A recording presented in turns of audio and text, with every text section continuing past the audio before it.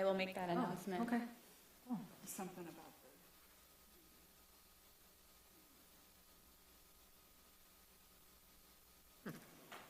All right, are we ready?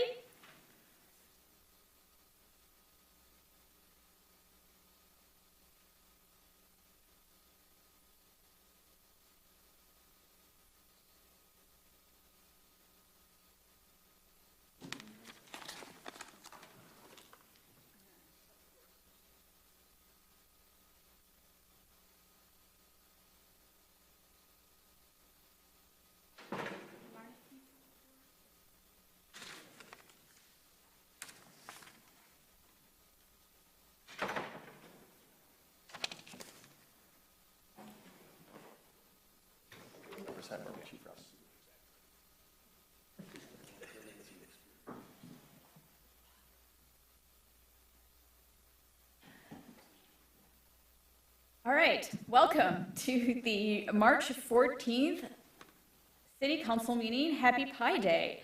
It is 7:07, and I call this meeting to order. Before we begin, I just wanted to make a technical issue announcement that our Zoom viewers won't be able to see the chamber feed tonight, but you can hear and you'll be able to see the actual presentations.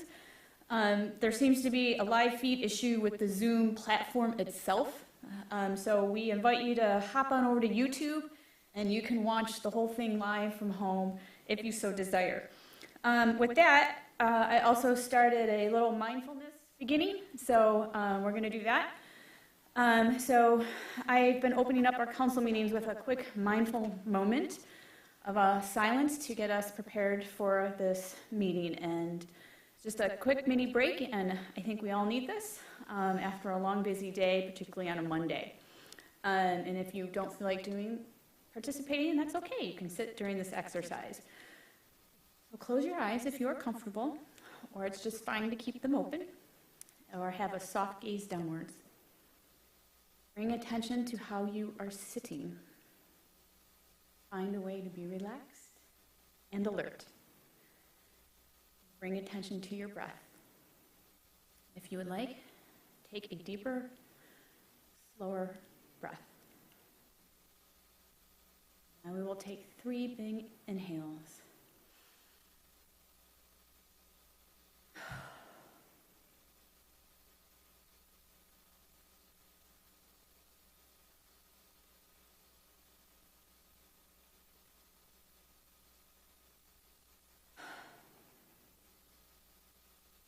Let go of your busy day and come present into this meeting with us. Maybe you can feel yourself feeling a little bit lighter, maybe a little bit. Recording in progress. And I always am very grateful to those who are aware and involved in their local government and being part of the process tonight and through every day. And of course, all your elected officials are residents first. We are your neighbors. And I always like to remind people we have full-time jobs and kids and families, and we avail ourselves to the city of Ferndale to better our community, like those who come and be with us tonight. So let's be curious, thoughtful, and compassionate, and open as we discuss city business today. So thank you. And with that, please rise for the Pledge of Allegiance. I pledge allegiance to the flag of the United States of America, and to the republic for which it stands, one nation, under God, indivisible, with liberty and justice for all. All right, Madam Clerk, can we have roll call, please? Mayor Pro Tem James. present. Councilmember Leaks May. Here. Councilmember Mikulski. Here. Councilmember Polika. Here. And Mayor Piana. Yes. Next on the agenda is the approval of agenda, and we have our county commissioner joining us. And if we could amend via Zoom, I believe, if you can amend the agenda for presentations, and I suggest the first one, that would be great. I move to accept the agenda with an amendment to include a presentation by the county commissioner as item number 5A, moving the other presentations down. Support. Moved by James and supported by Polika. Madam Clerk? Mayor Pro Tem James. Yes. Councilmember Leaks May. Yes. Councilmember Mikulski. Yes. Councilmember Polika. Yes. And Mayor Piana. Yes. Next up is just a recognition of electronic meeting procedures. The City Council has passed a resolution extending hybrid meeting participation until the end of March. So we have one more meeting in which to use that feature via Zoom, and then we will, I think, revert to back to regular council meetings April 1st, which will be a big shift for people after 2 years. So with that, moving on to presentations, starting with 5A, which is County Commissioner Charlie Cavell, joining us via the interwebs over Zoom. Hi, everybody. Should I turn on my camera so you can all see me, or? I'm not sure we'll be able to see you, but try. I can't see you now. If your camera is off, it's off, but there you are. See you. We can see you. Hi, Charlie. Hi. Hi, Commissioner. Hey, I was hoping I'd get away with not doing the camera because, I'm looking. You only got a few more weeks of that. I know, right? I'm going to have to start wearing pants to those meetings. So I'm going to give a quick update first about COVID and then second about county business to you all. So first about COVID, the mask mandate in K through 12 schools has ended.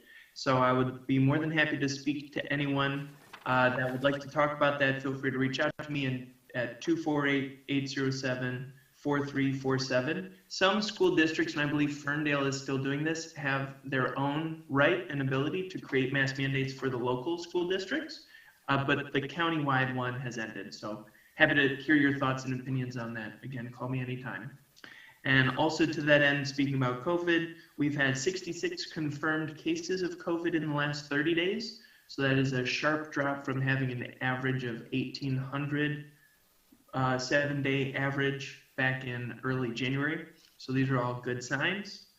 Speaking now to county business, tomorrow is the state of the county. So our esteemed former mayor, Dave Coulter, current county executive extraordinaire, is going to be doing a big show tomorrow about how he's bringing good government techniques, all of the things that he learned from being mayor of Ferndale, to the county. So that's always a fun time, and it'll be really exciting to see. And we'll be happy to bring back a report in April to y'all of what we learned and listen to him talk to us about.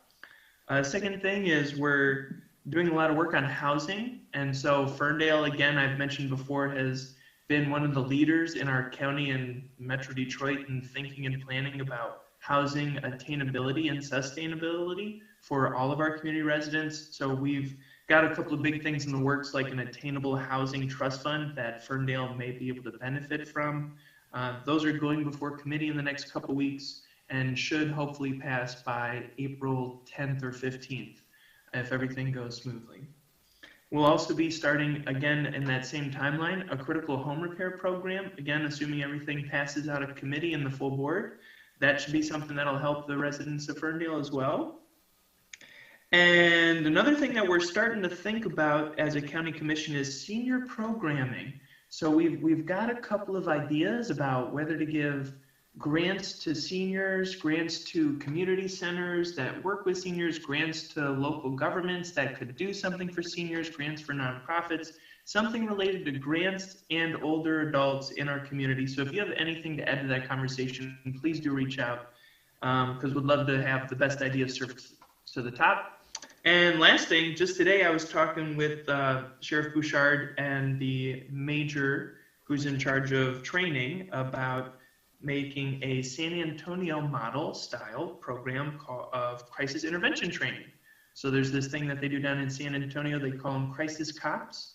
And this is something that we think we can bring here to Oakland County, and it would be run by the sheriff, but ideally, again, if everything works out, something that would be available to all residents countywide and be particularly helpful for our Ferndale police. So those are the big things happening at the county. Please reach out if you have questions about any of this or want to talk more about COVID. And also, I saw on the calendar, y'all are doing a budget workshop this weekend. That sounds like an awesome way to spend 8 hours on your day off. Go City Council. That's how we roll. Thanks, Commissioner. I would love to catch up with you over coffee to talk about some of the housing stuff, as well as the CARES, was it called the CARES program? I think our police department looked at that a little bit as part of, finding new partners in that model. But really great to see that the county sheriff is looking at it county-wide. We are resource constrained on doing a lot of those things, so having bigger partners helping us is most needed. Agreed. I'll make sure I email you, Mayor. Thank you. Thank you very much. If I may, before you leave, County Commissioner, I'd also, before you leave your contact information again, because I want to talk to you about some senior programming that I was thinking about. Oh, good. I was hoping our resident senior expert would mention that. Yes, can do, Mayor Pro Tem. I will put it in the chat for you. Thank And you. also email you. Oh, we're not on We're chat. actually not on chat. You're gonna have to so send her a text. Send me a text.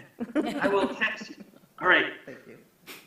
All right. Thank you very much, Commissioner. All right, moving on to the presentations is 5B, and we have a service appreciation for our city clerk, Marnie McGrath. And we're very sad but happy for Marnie, who is departing us for warmer weather and different experiences in your next phase of life. Thank you. Yes, I will be transitioning to the village clerk of Isla Mirada, Florida. And starting that job next month, so this is my last council meeting. I'm also very sad. It's the first time in over 20 years my life won't revolve around what day the Ferndale council meeting is. Yeah. Well, I just want to express my gratitude and thanks for your service to the city. The service to our residents, who always running an effective and reliable election, but all the other services you do that most people don't know what city clerks do to keep council on top of all of its documentation, running meetings, supporting boards and commissions. Your fingers run deep in all of the services here, and I know your DNA is imprinted on a lot of the things and how they're done here is because of your involvement and dedication to your profession. So thank you, and I really hope that we see a different type of animal coming out from Florida, maybe some fishes. Marnie is an animal lover and is always posting photographs of animals, and there's a whole different set of animals down there in Florida that I hope we get to see as you get acclimated in your new role down there. Hoping to volunteer with turtles. Turtle rescues. So be well and safe travels on your transition to Florida. My honor and pleasure to serve this and other councils over the past nearly 20 years. If I may. Sure. Marnie, I just want to thank you for all that I've learned from you.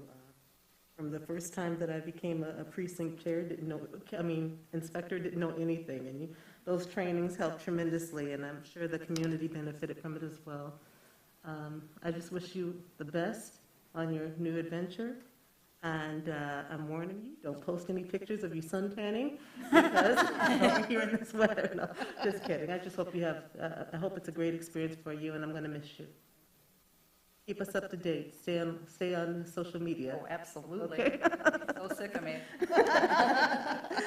For the chair, do you mind if I chime in? Good. I echo the sentiments of my colleagues, and I also just want to give some extra emphasis that I feel like you have been an absolute champion of democracy for our community. You are incredibly passionate about giving people access to their right to vote, and you have gone above and beyond to make sure that residents of Ferndale have that opportunity. And you've also been sort of our resident ranked choice voting expert and ally, and I'm really going to be sad to miss that here in City Hall, but I'm really happy for you in this new adventure. Through the chair, I want to thank you for all the years that you've dedicated to the city. Even before you were an employee, I know that you were very active in our community. Working the cameras, when we used to have cameras here in the studio. But I echo the sentiments of my colleagues that you really have been a champion of democracy, and I want to thank you for teaching me about how elections are run and how to run them efficiently and effectively and open. There are a lot of things that you do that a lot of people, that you do, but that clerks do, that people just don't realize the complexity of elections. And I'm really going to miss you. But I want to thank you for everything that you've done. Sure. I'm not as eloquent as everybody else. I'm just going to miss you. It's the end of the era. I'm going to miss you all as council people, but also each and every one of you personally, too. I mean, this has been such an incredible experience for me, and, you know, coming in to operate cameras 20-odd years ago, and then somehow ending up in the clerk's office and, you know, up to the point where I became the city clerk, and finding that serving my community every day. And I've had the opportunity to serve with excellence and, you know, make my own community something better from the inside out. It's been amazing, and learning about elections and finding out how much they mean to me. Election administration has kind of become my passion in my life over, you know, these past 15 years in the clerk's office, and I'd be lying if I said I wasn't really going to miss Michigan election administration, but I'm going to Florida, and, you know, God knows they need help. So. Well, I hope that our new city clerk, you know, knows that I expect them to dress in costume like you do. So there's some big shoes to fill, and I hope your new employer knows what costumes you're bringing to your new role. Those are one of the quirkiness of Ferndale with our clerk has played in making the job and the role and the presence of voting even more interesting. So, thank you. Through the chair, I did want to acknowledge staff prepared a resolution of appreciation for Marnie as part of a service award that we gave out. We started giving these out to directors a few years ago, but it's the City Manager's Service Award, and it's to honor the public service sentiment that Marnie just captured, actually. It's the why behind public service. It's an important personal sacrifice, I believe, the career, so it is commendable. And so I'll spare everyone my narration of the resolution, but I do want to present Marnie with the mayor with the service award tonight. Mind the bubble wrap.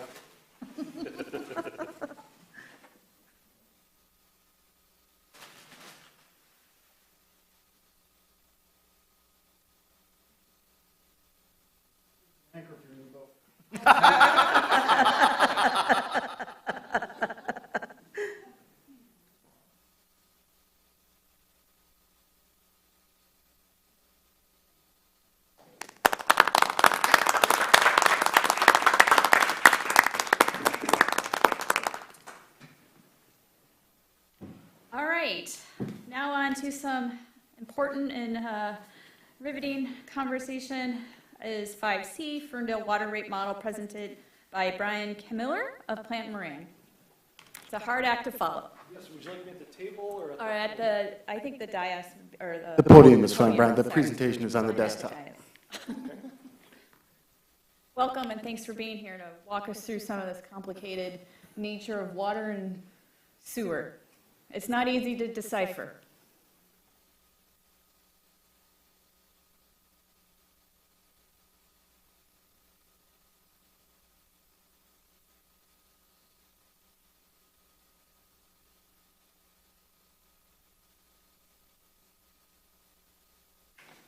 It's this one?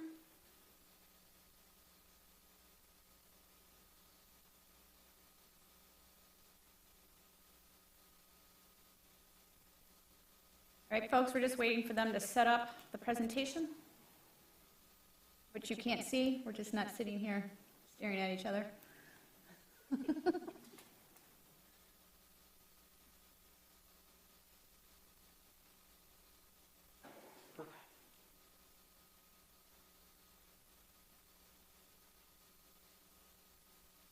Well, thank you very much. And it's a perfect topic after the love and appreciation shown for a departing friend. What better to talk about than water rates? So, good evening. My name is Brian Kammeler. I'm a partner with Plant Moran.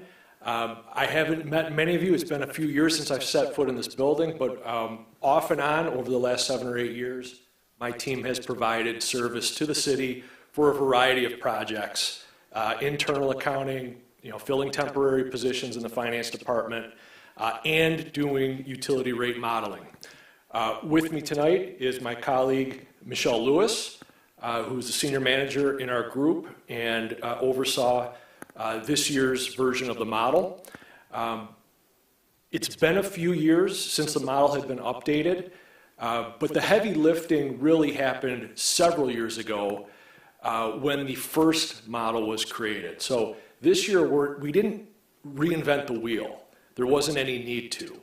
The city's structure of its rates is just fine. The question was, have we, over the last several years, raised rates accordingly in order to continue providing the cash flow necessary to pay for not only operations, not only debt service, but all of the capital needs of operating your water and sewer system? And once you identify all of those needs, then it's really just a question of how much do we need to continue raising rates in order to provide that necessary cash flow.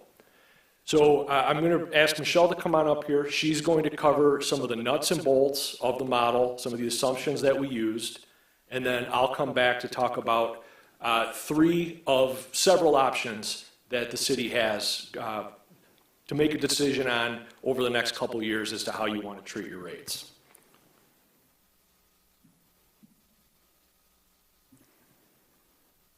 Thank you. Let's see.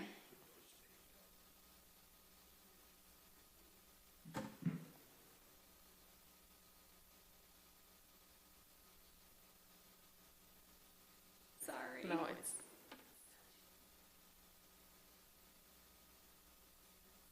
Arrows at the bottom.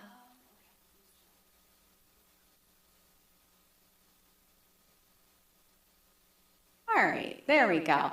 So as Brian had mentioned, we didn't have to recreate the wheel when we were doing this rate model study, but over the past several years since the original model, the past rate increases have not been able to keep up with capital spending and increasing costs. So the city is also planning significant capital outlay in the next few years, and that will affect the cost or the cash position of the city. And the existing cash on hand is not sufficient enough to cover all of these capital improvements. So the model calculates the necessary rate increases over the next 5 years that will help fund those capital improvements and maintain sufficient working capital.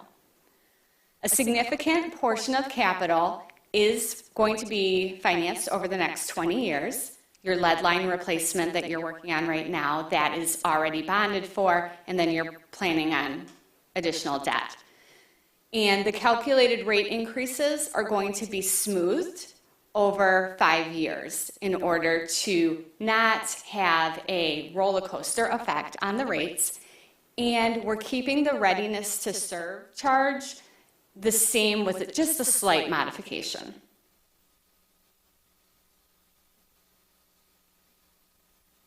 A little bit about the model for everybody who hasn't seen it before.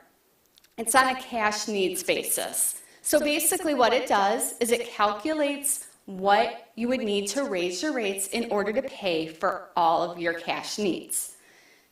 It takes the next 5 years into account. Using that 5-year horizon, like I mentioned, it avoids spiking of the rates. It has a smooth increase.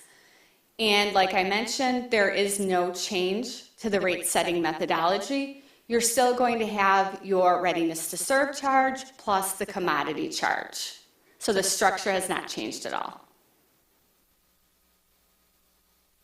So the goal of the model is to get to target working capital in 5 years. So what's target working capital? And that is the amount of cash that you need to keep on hand to pay for 4 different buckets. And one of those buckets is your operating reserve. So that's your billing cycle, 120 days. That gives your customer from the minute their bill cycle starts, the 90 days it takes, plus a 30-day collection period in cash, working capital. Then it takes into account 1 full year of debt service payments, and then emergency capital replacement, which is based on the net book value of your current assets. There's a percentage of that that you have to set aside for emergencies. And then you can put away in your working capital planned capital replacement. So putting aside money for planned projects. The city is starting this budget year with about 1.9 million in working capital. However, you really need about 5.2 to 5.8 based on those factors.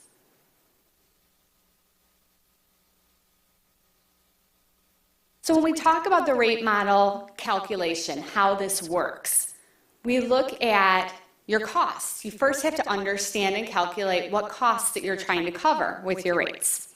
That could be internal costs, which are your salaries, your utilities, your supplies, everything internal. We're not expecting any large increases to any of that. Inflationary cost increases have been built into the model. Then we have your wholesale costs, your costs from Great Lakes Water Authority, from the county. Those are based on the past several years' increases. And we did just get a preliminary rate from Great Lakes Water Authority that fit in with our model assumption. So that worked out well. And then we have debt service. So you currently are committed to 13 million in debt. That includes 10 million that you've just issued for the lead line replacement. Yep, the DWRF loan. And also, we baked into the model an additional 10 million to cover additional lead line replacement. And then one model scenario includes 15 million of bonding. And Brian will talk about the bonding for capital as opposed to paying it with cash and the benefits and disadvantages of that. So your planned capital outlay is substantial. You're looking at, in the next 5 years, 10 million more of lead service line replacement, 6.3 million in sewer improvements, 7.3 million in water system improvements, and then $1 million in your water and sewer fleet. And that's through 2027, so the next 5 years. So the readiness to serve charge that we talked about, did you want to cover that or do you want me to cover? Okay, Brian is going to talk about the readiness to serve charge and the methodology behind that, and then he'll go into the various models. Thank you. So as we mentioned, there's no significant change to the RTS. You've had it for several years. It's the fixed component on every bill, $29 plus however many units you use times the commodity rate for both water and for sewer. Some people refer to it as a fixed charge or a flat charge. Some other communities call it a meter charge. Readiness to serve is really the appropriate terminology. So even if you don't turn on your water at the faucet at all, there's still a cost so that when you do want to turn on the faucet, that water's there. So in addition, you've got employees of the city who are doing work every day to maintain water quality, to maintain pressure in the system. You've got someone that has to do the billing, send out a bill, the postage on it. So even if you don't use a single drop of water, there are costs that should be borne by the customer, even if they never choose to turn the water on. So you have the option of, you get to decide how much of our fixed operational costs do we want to recoup through the readiness to serve. So since the the $29 readiness to serve has not changed in 7 or 8 years. The percentage of your administrative costs that you're recouping through this mechanism, it's gone down over time, but it still brings back about 30% of your administrative costs. You can raise it, you can lower it, you can keep it the same.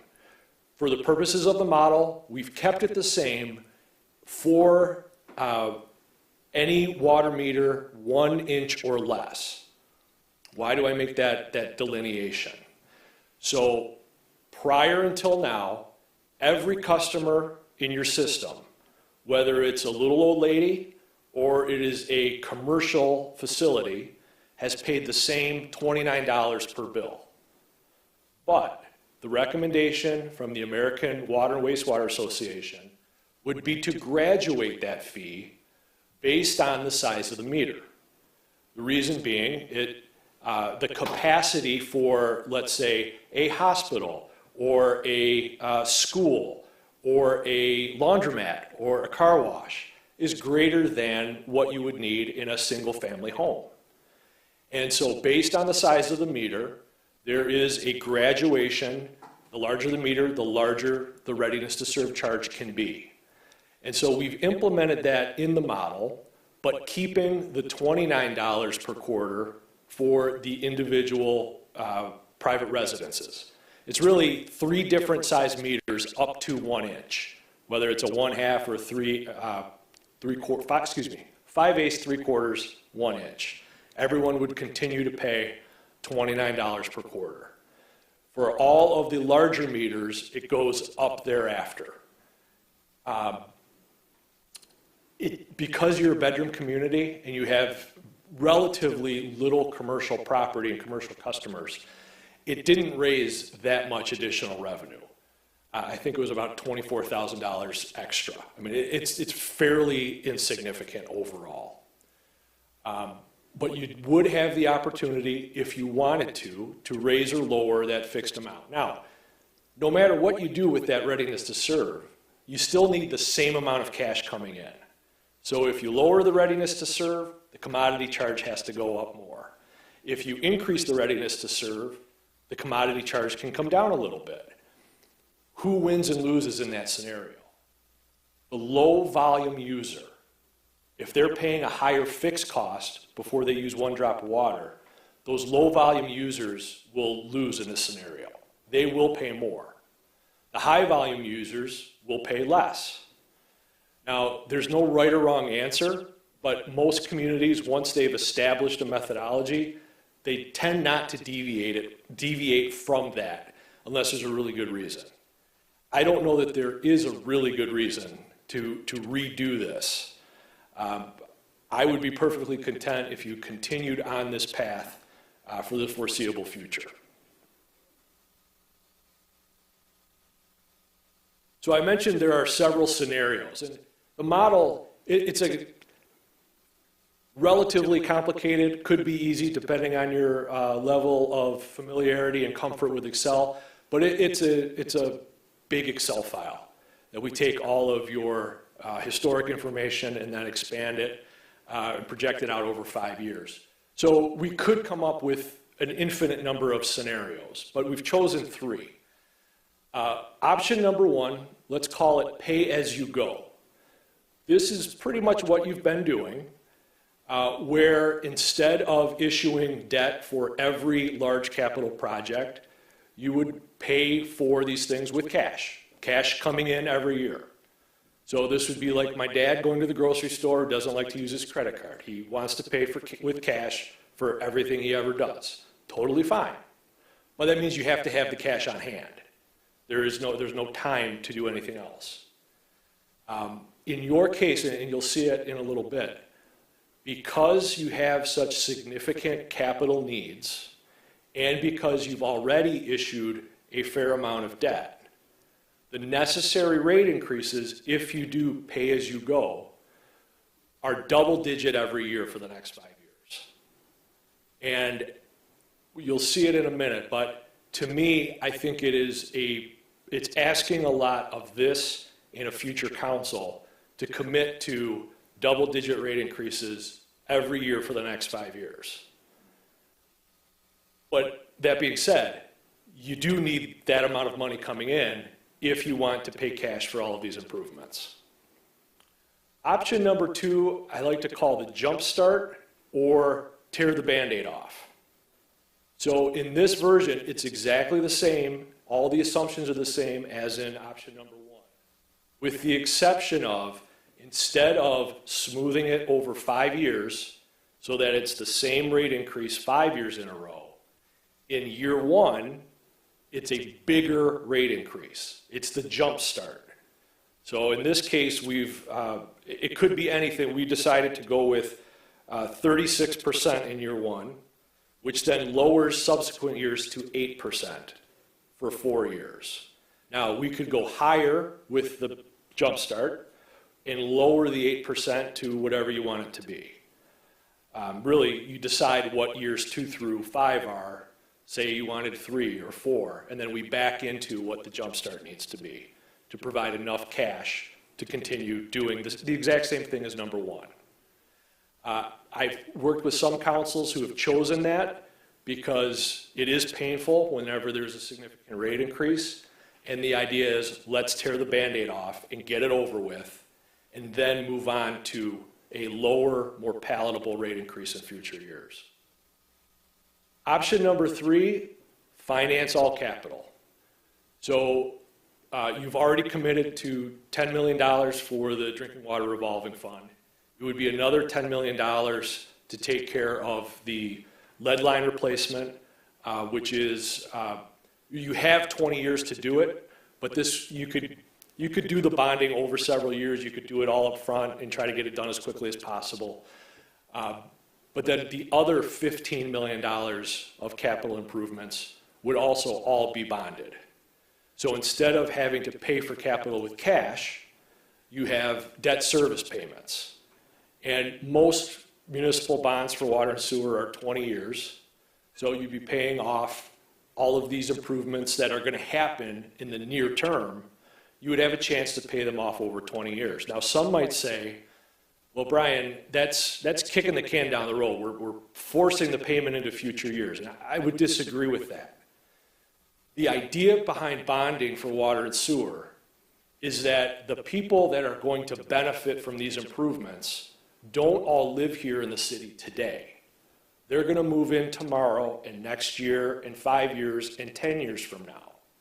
And so it's fair for those new people coming in, moving into the city, to share in the cost so that, because they're getting the benefit from whatever pipes you lay down, replacing lead line, any kind of improvements that are lasting long into the future. So let's look at the actual numbers related to these. So the pay-as-you-go, I mentioned that is paying cash for all of these improvements in the year that the improvement is made. For water, it's a 17% increase every year for 5 years. 15.5% for sewer every year for 5 years. Combined, that's 16.2% every year for 5 years. And you can see from the way the graph works, the blue is our target working capital, where we want to get to. The red is where you will be at the end of that fiscal year. As you're doing all of this capital, you're not accumulating much in the way of cash. By the end of the 5th year, you catch up. I should point out that this here on the left side of the graph is the new readiness to serve charge with the graduated fee per meter size. So you can see the 5/8, 3/4, and 1 inch are all still paying $29 per quarter. And then with each subsequent increase to the meter, you see how much they're paying per quarter.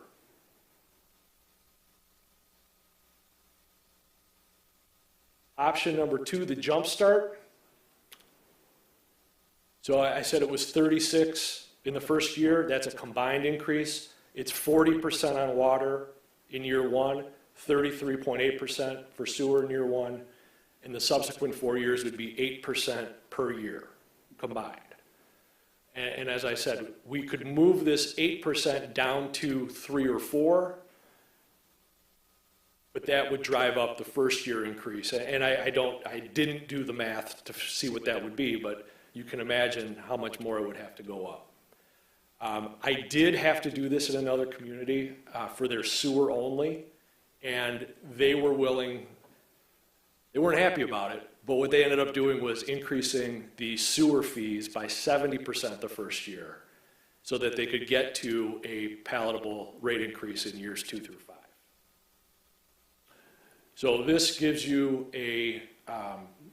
you start to accumulate, you look at the bottom right corner, you start to accumulate cash quicker than you did in version number 1.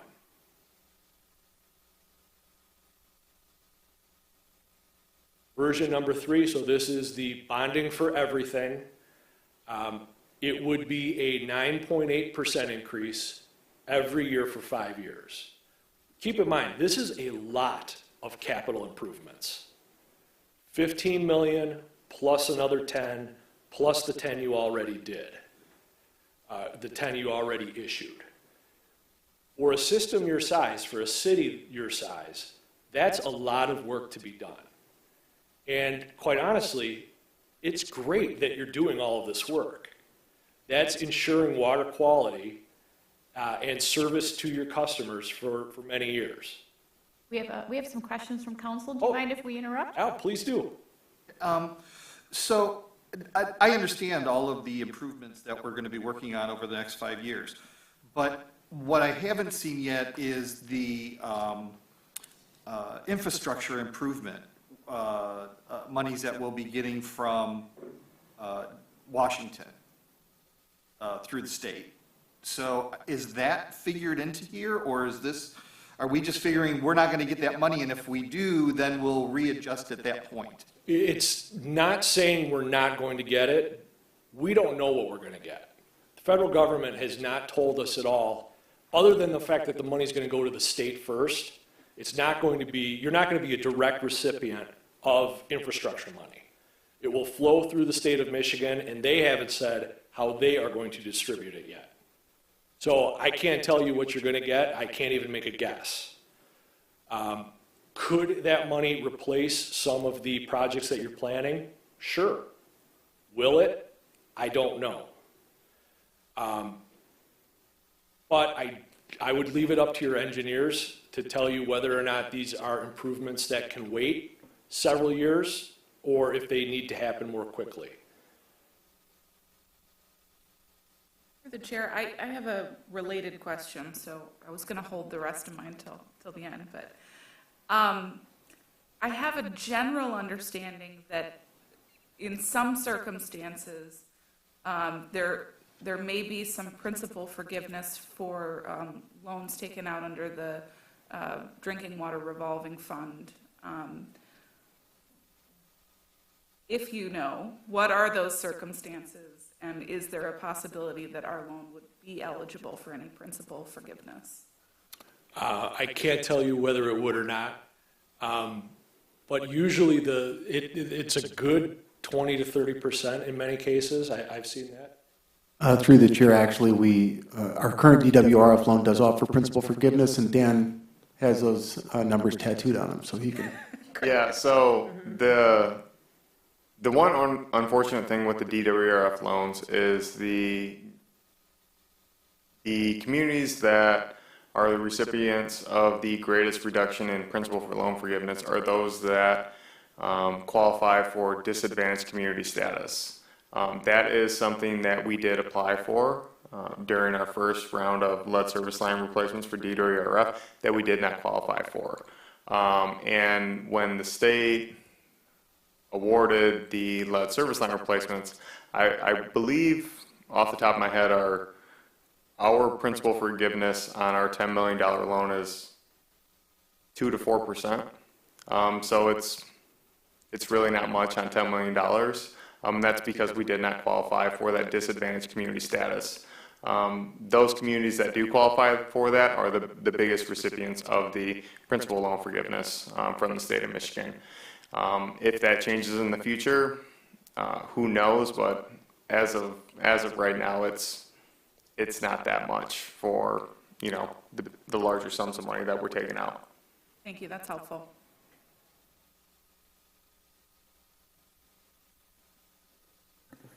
Any other questions?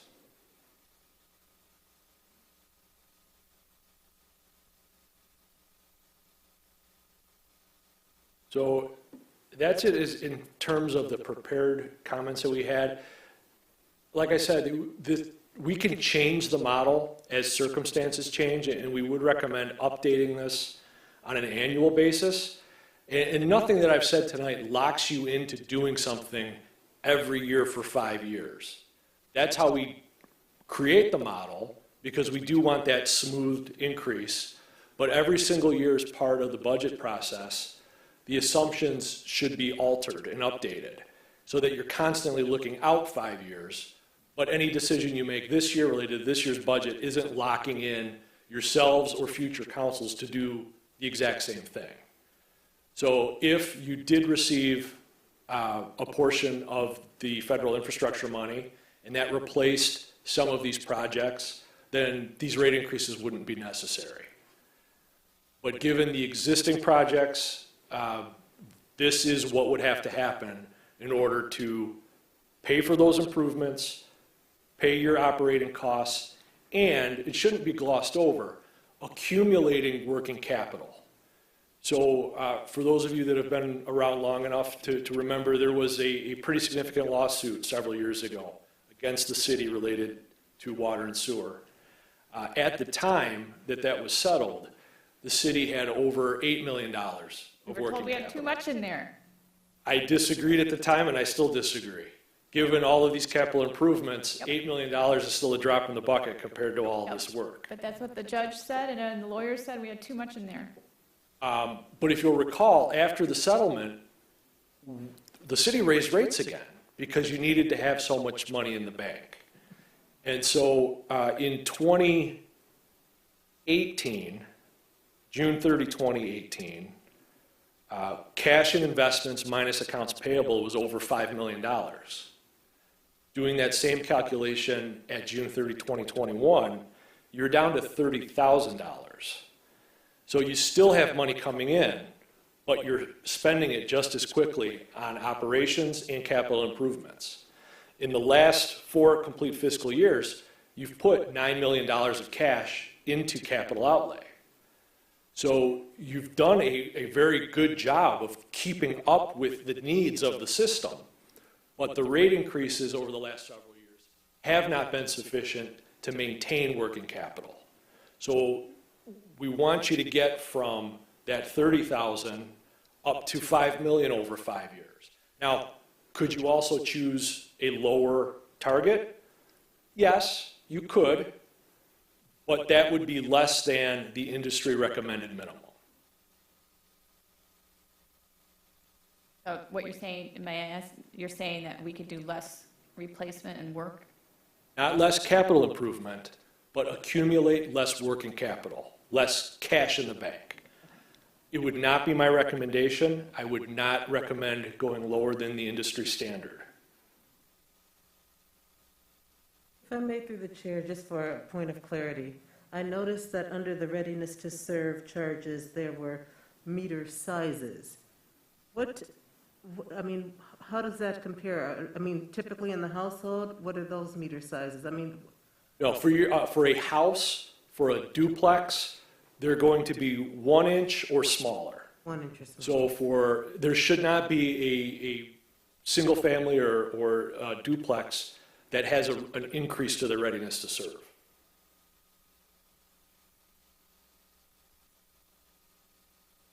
Through the chair, this is probably directed more at Joe, and this is really for clarification. So in 1995, the residents approved the streets and water and sewers bonds. And that was a significant investment in our sewers and our water mains. When we went out for the replacement to that in 2015, that was a streets and parks bond. It did not include sewers, and that's why Correct. any of the work that we're doing with that bond, I just want to make sure that people are aware of it, that the bond we did in 2015 was not the same as we did in 1995 and did not include sewer work. So if anybody wants to say, well, we're paying on this bond, and actually we're not. We paid off that bond back in 2014, from 1995. And not all sewer work and main work was done with that 1995 bond. I believe that bond only covered about 5 or 6 years worth of work. Through the Chair, your recollection is correct. So we retired that debt from 1995 in 2014. The current system has $3 million of debt that is being paid off, that will by and large be paid off by 2025, but that's associated with Oakland County's Coon Drainage Facility and our portion of that debt. Aside from that existing debt, we're looking at $10 million for lead line replacement. And I would agree with Brian's recommendation. What we're recommending is, well, we know we have $15 million in capital needs from our engineers who are available if you'd like to ask them about what those projects are. Justin Wellman from Giffords and Webster's on Zoom right now to take any questions. But aside from that $15 million, there is an additional $10 million. My contacts, that additional $10 million will be to support lead line replacement mandates from the state. My contacts in we have been in contact with the Michigan Municipal League and Congressman Levin's office about the infrastructure bill. And Brian's right, there's no certainty on the rules and the timing of when that will be made available, and that is all controlled by the state and whatever the federal guidelines are. The federal priorities that they've explained to me are focused on lead line replacements, which if that's true, then possibly that could supplant some of our second round of loans that we'll have to spend, and then green infrastructure as well, projects. And this also covers, I'm sorry, again, through the chair, this also covers our emergency situations. For example, what happened at Troy and Woodward a couple weeks ago, where DPW had to rip up the road and replace a water main and fix a rupture. I'm curious, do you have any idea how much that cost the city?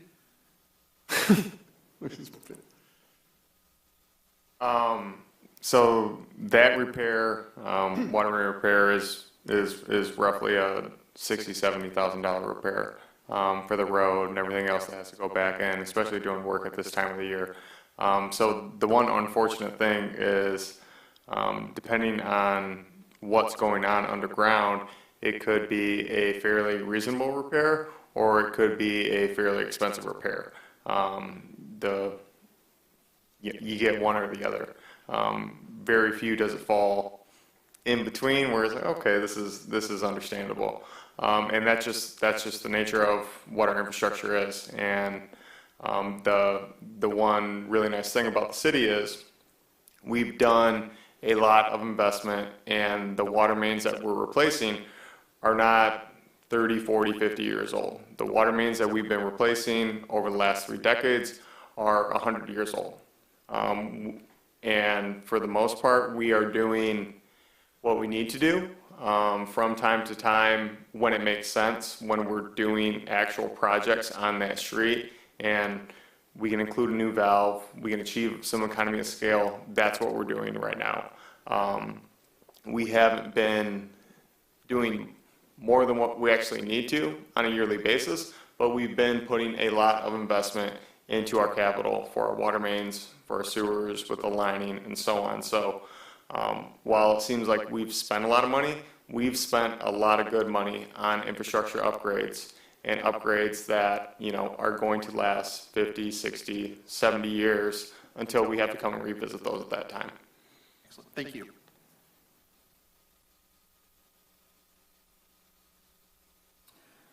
Through the chair, so we've been talking quite a bit on debt service and capital expenditures. I kind of want to bring our attention back to the actual increase in the cost of the water that we're receiving as a customer. Can you just re-emphasize that so that I've got it straight in my mind?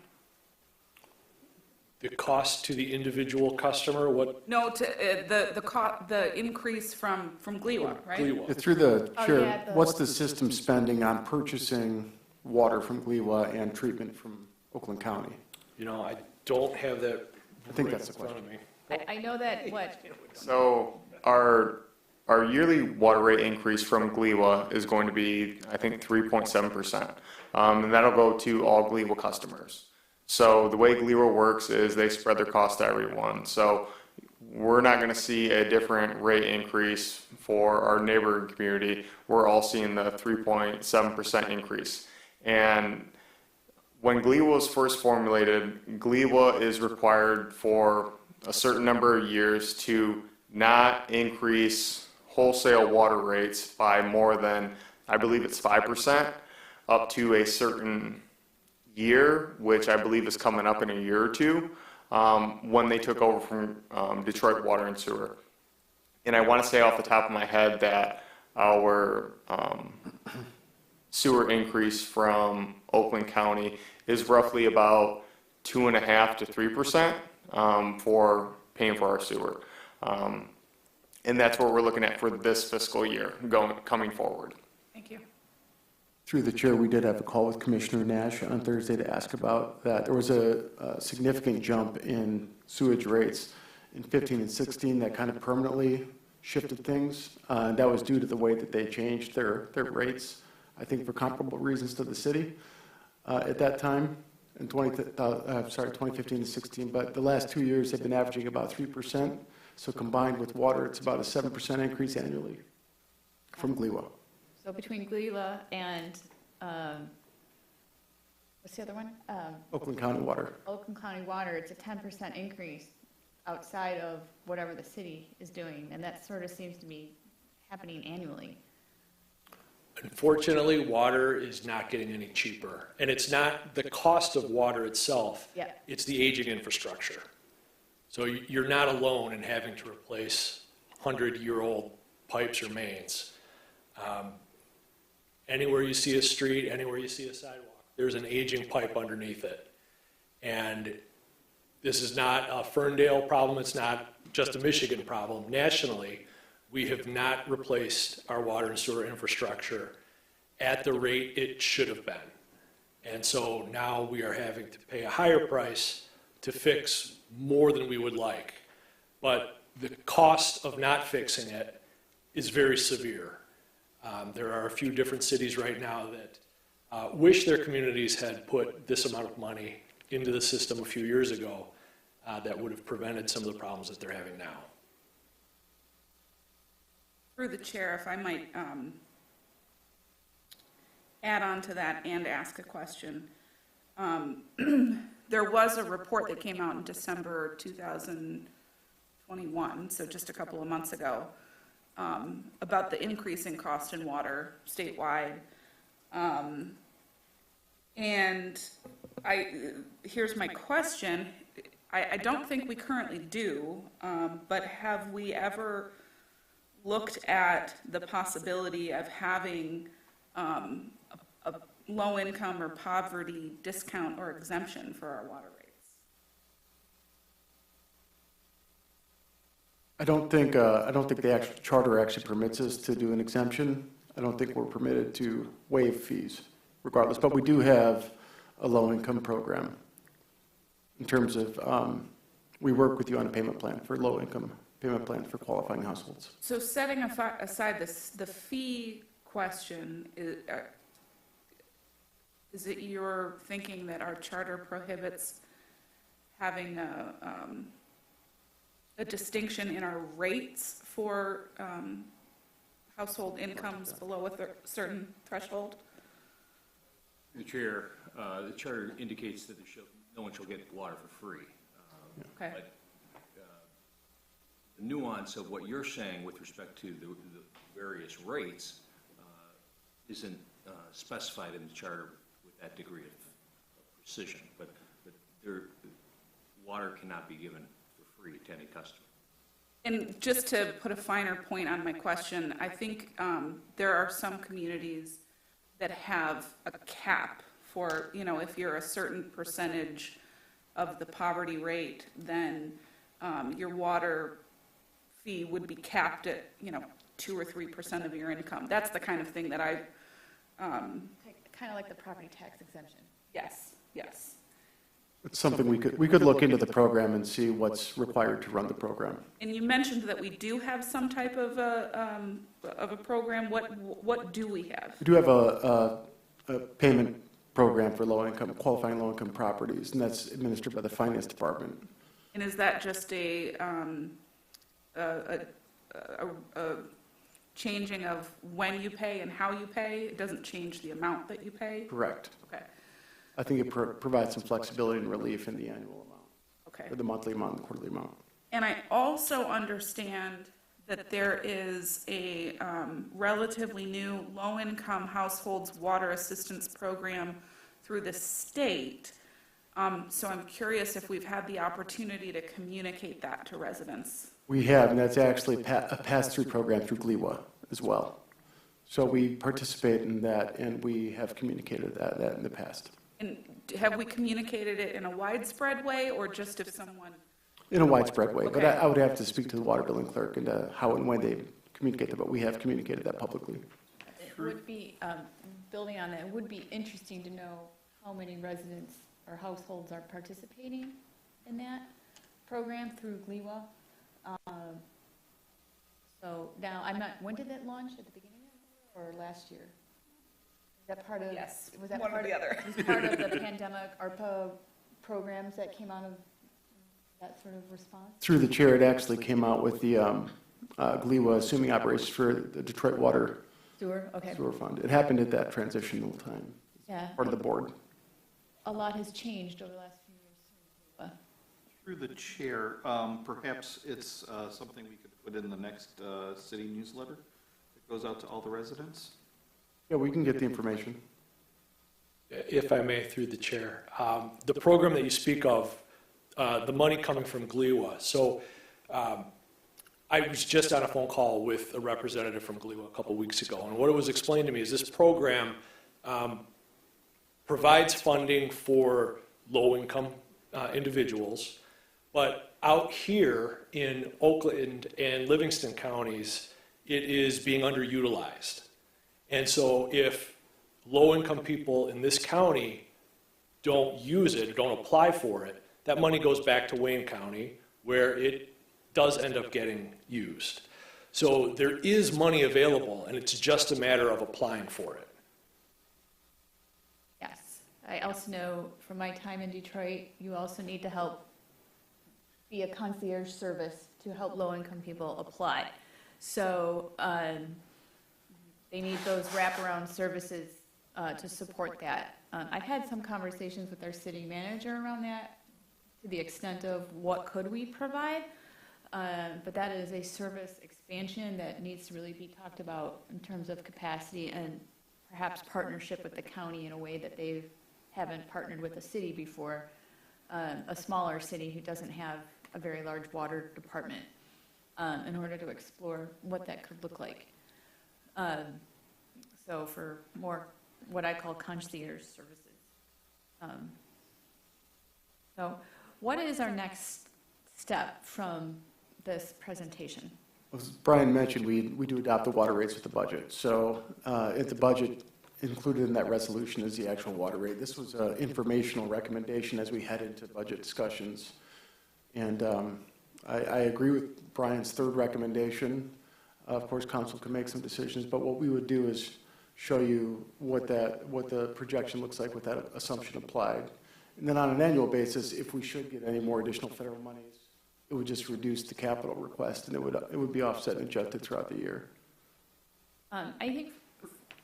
Sorry, through the chair. For clarity, proposed option number 3, the financing, that would be through bonds, which would need to be voted on by the people, correct?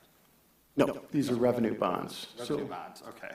there would be a notice of intent to issue bonds, and the public would have a 45-day referendum period on that. Actually, I don't know that they do for revenue bonds. That's capital improvement bonds. Okay. So it wouldn't be any different than what we did for the lead line replacement, the 10 million that we, No, it wouldn't be. it would be the same. Correct. Okay. I would like, as part of the, if I may request, is understanding our bonding capacity across our programs, because I know we do have a bonding cap, don't we? You do, it's 10% of your taxable value, so you're nowhere near it. Yeah, well, no city official likes to go near it, but we Through the chair, we actually have the right person in the audience to speak to this a little bit later. But I don't believe revenue bonds count against our debt capacity. Okay, but that's something I would like to ask a little bit more about in our budget Sure, we session can. when we dive into water.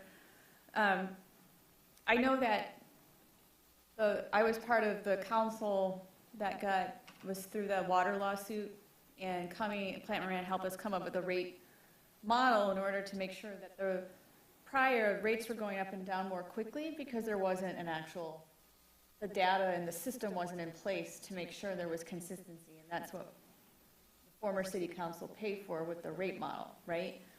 And I think with all these infrastructure changes and the lead line mandate, which I think this city council in good faith has been trying to, look at what we can do above and beyond the 5 to 7% mandate by the state.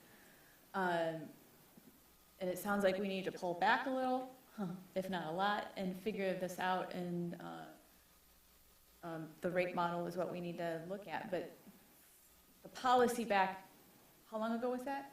5, 6 years ago? 16. No, the rate model. The first time we did it, 13, 14? 14 or 15. Was the value leading the decision making at the time was consistency and not having these really large variable rate increases, so that our property owners and homeowners, didn't see very large increases in water. And I know our water sewer bills are really sometimes really hard to decipher. And when you put the Coon Drain in Gliwa and Oakland County, and then the city, you have 4 different entities managing the infrastructure, and it can get very confusing very quickly about who's responsible for what and what your bill is actually going to cover. So I think, for me, how do we make that a little bit more clear going forward as well? I know Gliwa is trying, and so is Commissioner Nash, but I think it's just it's a complicated system. I've seen other communities, I wouldn't change the presentation of your bill going out, but I have seen other communities put something on their website or some kind of in a newsletter, like just a pie chart of, based on every dollar that you spend on water, here's where, this pie piece goes to the county, this goes to Gliwa, and it will be a very small piece of the pie is your internal operations. I know that we do a water report in Ferndale as well, and it has that in there, but I'm not sure too many people read that. I think we're happy to fold that visual into the budget process since we're at it, so. Okay, that sounds like a good idea. Are there any other questions from council at this time? No questions, Your Honor, but through the chair, option number 3 talks about looking out over the next 5 years. I'd like us to look out a little further than that, because now I might not be here in 5 years, but I would hate for in 5 years that all of a sudden we're looking at, the possibility of having to invest another $10 million or $15 million. I'd like us to know a little further out than just 5 years what we're looking at in order to get our system, to a much higher status rating than it is today. Through the chair, Justin Wellman, if you're on the line, if you can talk a little bit about how you manage our infrastructure on an annual basis and on a 5-year projection, and if you do extended projections, if you have a good idea. Yeah, so basically we've got it planned out till probably around 2035 right now for the projects that we're going to do on an annual basis. Excellent. Those can all be moved around as needed, but that DPW wants to focus on a certain segment over another. They generally run somewhere between $500,000 and $1 million a year for those segments, and that's kind of what we've been doing historically, is around $1 million a year over the last 5 years. So, and that's in generally the water portion. Okay, thank you. All right, well, seeing no more questions from council, I just want to say thank you for coming here tonight and giving this presentation. And we've got a lot to talk about in our budget session around water and sewer next Saturday. So, well, thank you very much. Thank you for the time. All right, oops, my screen. Okay. We are moving on next to call the audience.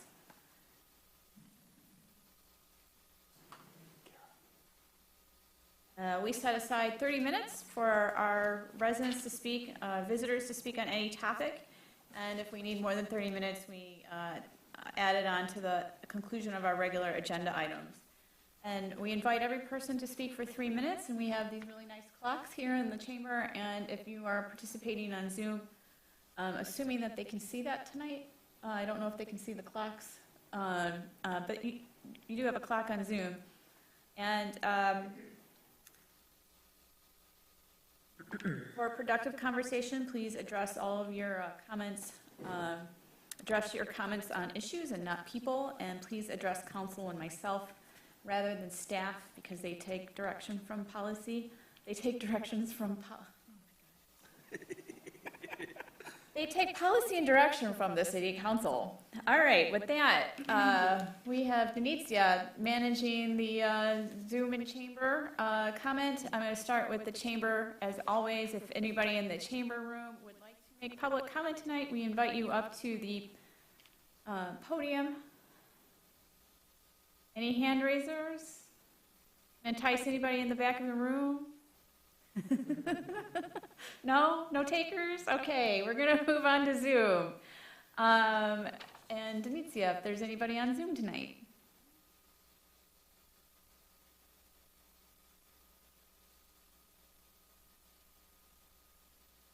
Okay. If you're on Zoom and would like, oh, we have one. Hi, Julia, you can go ahead. Hi, Julia. Thank you.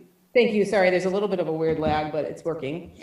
Julia Music, 436 Silman. I just would like council to consider pulling the fee schedule and perhaps looking over the fees very carefully. There are some new fees as well as some fees that weren't very clearly defined in the past. And some of those fees I discovered Pride had been paying today because we didn't have a definition for them. So I think it warrants a double check, especially any fee that really creates kind of an adversarial situation, like a $300 fine for food trucks who might use the wrong products at an event. That's all. Thanks, Julia. All right, anybody else tonight? No other hand raisers, Mayor. All right, I still see some maybe takers in the back of the chamber room. Would you like to make public comment tonight? No? Okay, last chance. Seeing no more public comment, I am going to close it and move on to our public hearing, which is 7A, public hearing for our MDNR grant application for Martin Road Park. And we have 4 steps to a public hearing: a presentation from staff, questions from council, or public comment, then questions from council, and then going into motion and deliberation. So with that, we welcome our Parks and Rec Director, Lorena, to give us an overview of what's going on here with this grant application.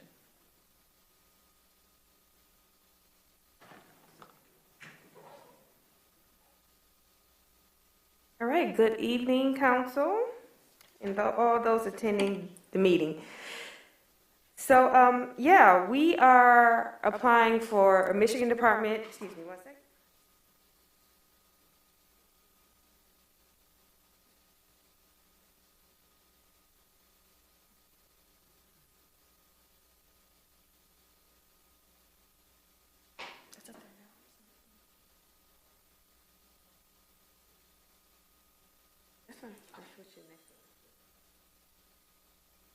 All right, excuse me. So yeah, we're up for, well, every year, the Michigan Department of Natural Resources opens up their grant application process for land and water conservation grants, trust fund grants, and passport grants. They, all three grants are considered recreation grants. And every year, so far, we've pretty much been applying for them to get funding to fund our park improvements. And so this year is no different. We're planning to apply for all three grants for 2 projects. The first project that we are proposing is for a new concession building slash and restroom slash accessory building at Martin Road Park.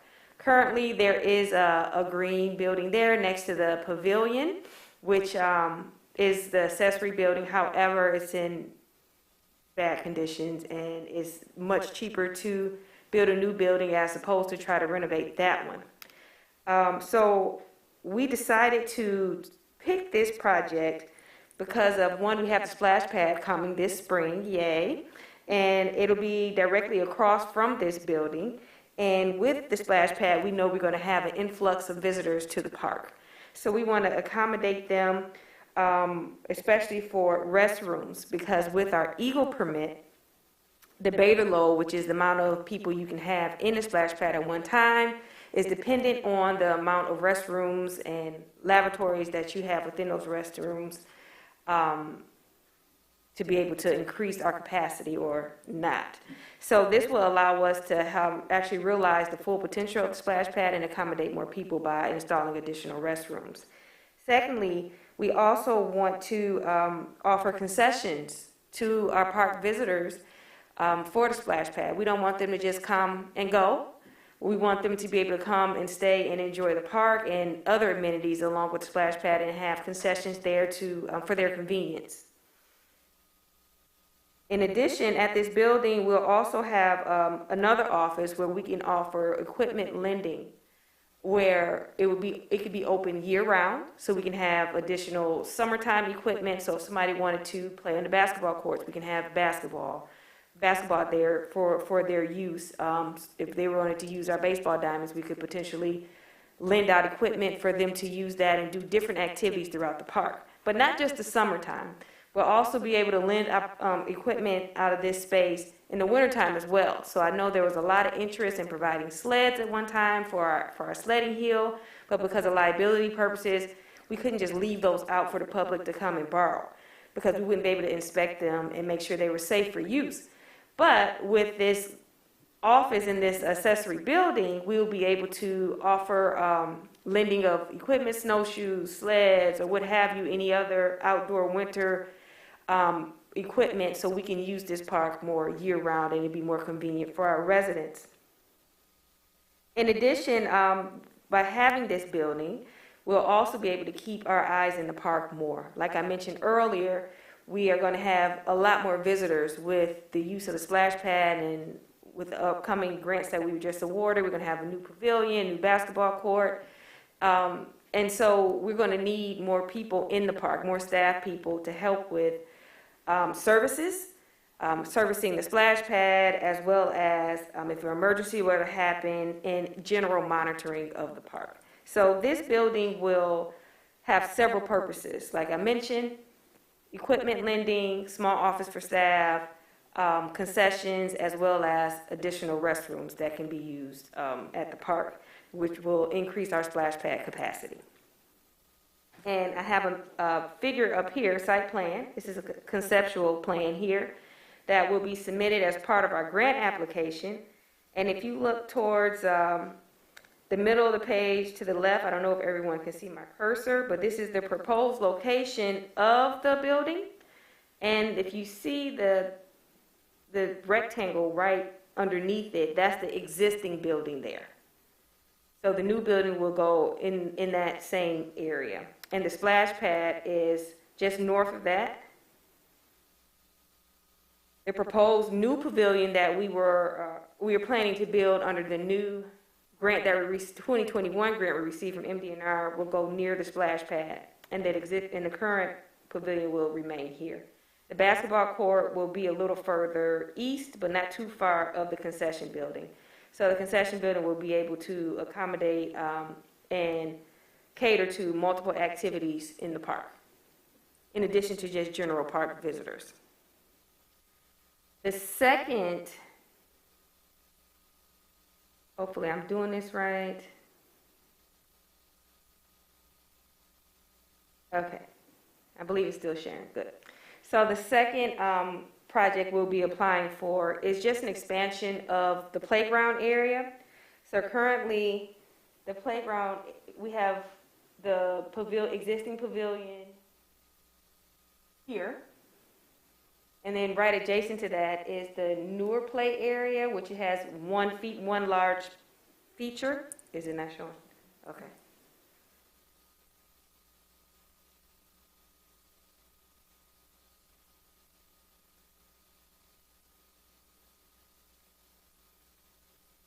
Okay, back again. So for those who didn't see that, the existing pavilion is here, like I showed in the last figure. And then you have the newer play structure just to the east of that, where there's only one large play structure. Now, if you're familiar with Martin Road Park, further to the west, there's a larger play structure area where we have several pieces that's way over 20 years old and needs to be replaced. So as the budget allows or we get additional grant funding, we plan to start to replace those features. So this grant will be phase one to add additional play structure over in this area where again will be near the splash pad and a lot of other activities in the pavilion. So it makes sense to keep it close to all the action, for lack of better words. And so this will be a simple grant just for a play structure, and we plan to put that just south of the existing play structure in that area with an accessible path and benches leading to the larger path in Martin Road Park. And in the current play structure that we'll be replacing, again, if you're familiar with that park, then you know that there are a lot of water issues, drainage issues, especially in that area where the play structure is. And we have ponding water that sometimes prevents the use of that play structure for, it could be up to a week or 2 weeks or so. So this is a drier area in this location, as well as, again, it'll be newer equipment. And we do foresee an increased usage in this area. So the MDNR grant, like I said, we're applying for 2 projects, but there will be 3 grant applications. And we're doing that so we increase our chances of getting at least 1 or 2 projects funded. We can't have 2 grants for the same project, so if it comes down to it, we'll be able to pick which grant that we would want. But better to pick 1 than none. So that's the reason why we're applying for so many. This is a reimbursement grant, so the city would put the money up front or as we go along with the project, and then we'll submit to MDNR for reimbursement. This can be done as we go through the project. It doesn't have to be done all the way at the end to get reimbursed, but the final reimbursement won't be done until we submit our final report. The grant also requires a match up to 50%. The passport grant is 25% match, and the land and water and the trust fund grant is up to 50% match. We plan on hopefully applying for a 50% match so we can get more points. This grant is all based on points for the most part. So whoever has the highest points get the grant, and then they go all the way down the list until they run out of funding. So we want to be higher on the list, so the more points we get, the better position we are in getting awarded. And as you all probably know, this is a very competitive grant, point-based system, and it's a very extensive application process, which we're going through it now. And that's why they give you about a good 3 months to do so. Once we submit the application, which is due April 1st or the end of March, we will know if we are awarded the grant by the end of the year. So around December or January 2023, we will know if we were awarded. And if awarded, we would get a purchase agreement from the state that will come before council to approve, along with the resolution to commit to the matching funds and the project next June or July. And that's 2023. So from here, the next steps would be we'll have the public hearing. We will also bring forth a resolution to council at the next meeting for approval to submit the grant and just commitment to we want to do this project. And then we'll submit our application and then go from there. Any questions? Thank you for your presentation. Before council asks you questions, I'm going to move it to public comment as part of the public hearing. So I'm going to open up the public hearing at 8:31. And now we're in public comment. Is there anybody in the chamber who would like to make comment on this potential grant application? Seeing none, are there anybody on Zoom, Denicia? No current hand raisers. Thank you. All right, well, I'm going to close comment public. Oh my gosh. I'm going to close public comment at 8:31 as well. So are there any questions from council at this time on this grant opportunity? Me, through the chair. I just had a couple questions regarding the new concession proposal. I was wondering, is that going to be a seasonal work opportunity that's paid by the grant, or is this an additional employment opportunity for individuals to apply for? And is that going to be, is it seasonal or year-round? Yeah, so our goal is to make it a year-round facility. The grant will only pay for the facility, so just the capital expenditures, and then we would then staff it. Okay. Through the chair, in addition to your Yes. questions, I would assume then that the sales through the concessions would try to pay for that person's position. Absolutely, yes.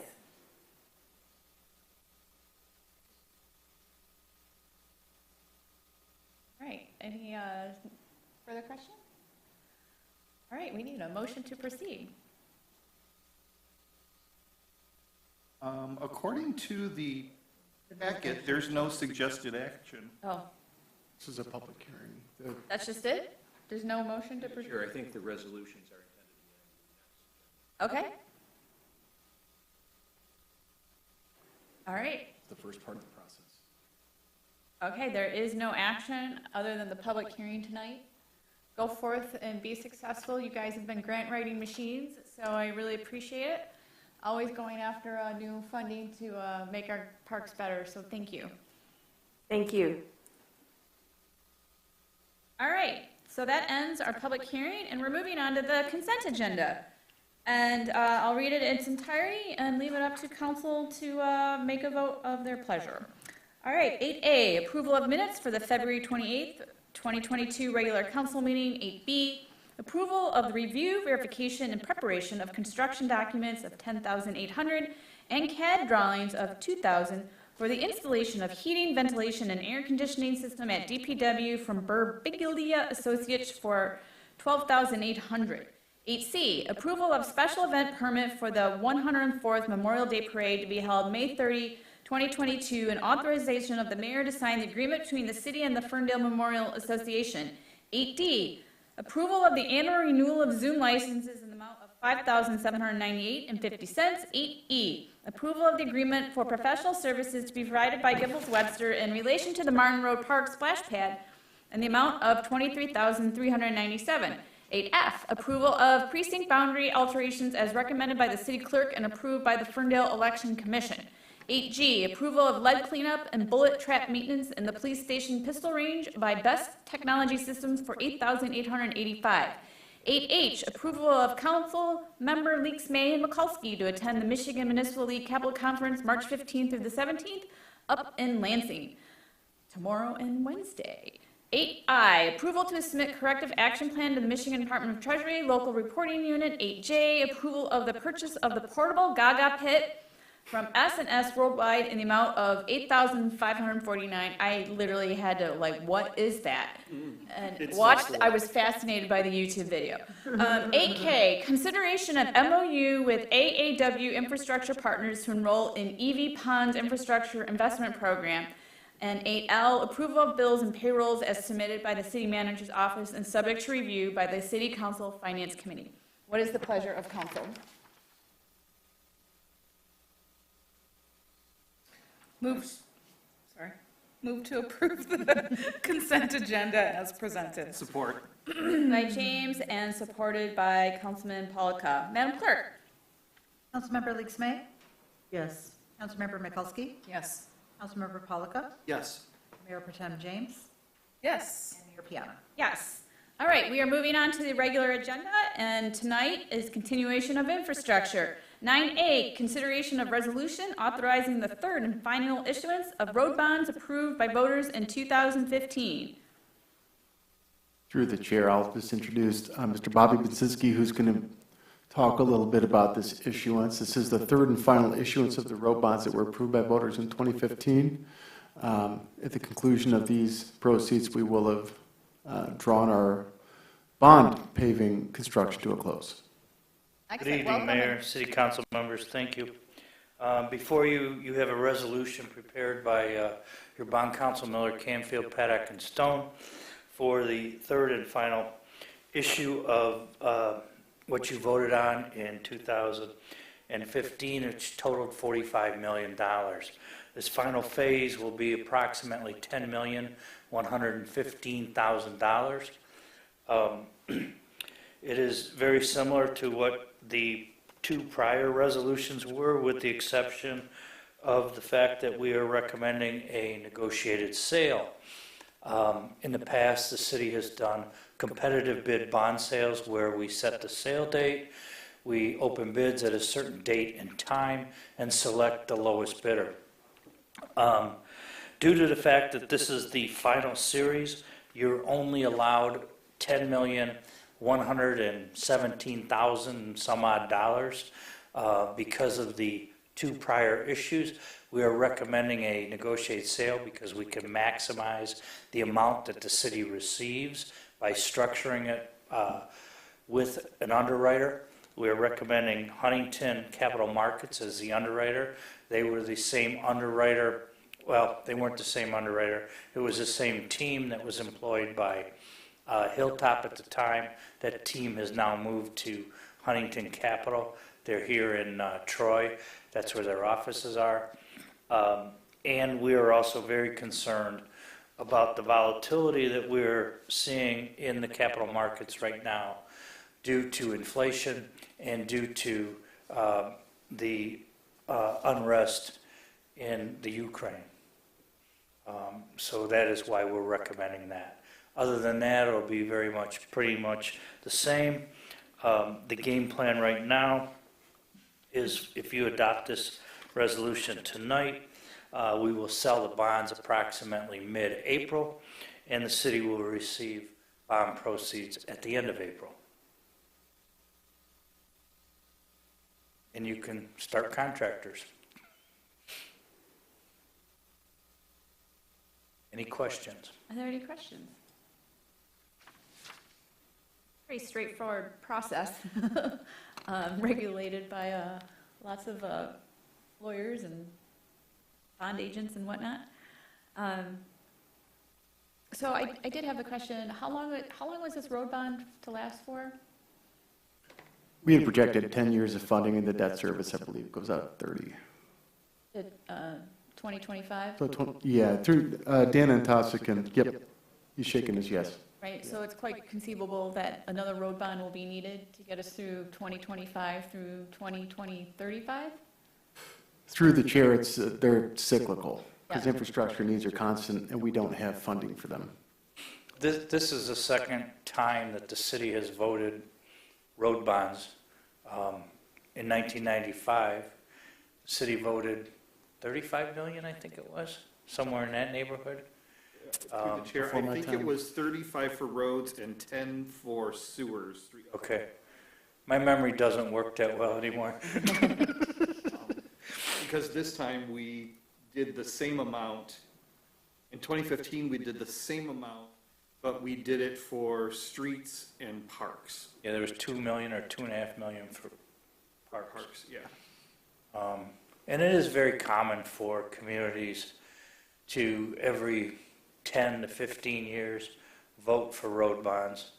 That's pretty much your only source of payment. Yes, you get gas and weight tax receipts, But as we know in Michigan, that's not sufficient to reconstruct or build your roads and pay for the operation of maintenance of your roads. So many cities vote, like I say, every 10 to 15 years, they vote another bond issue.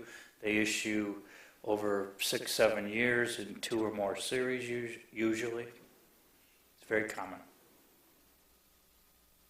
Through the chair, this actually may be for Dan, but this should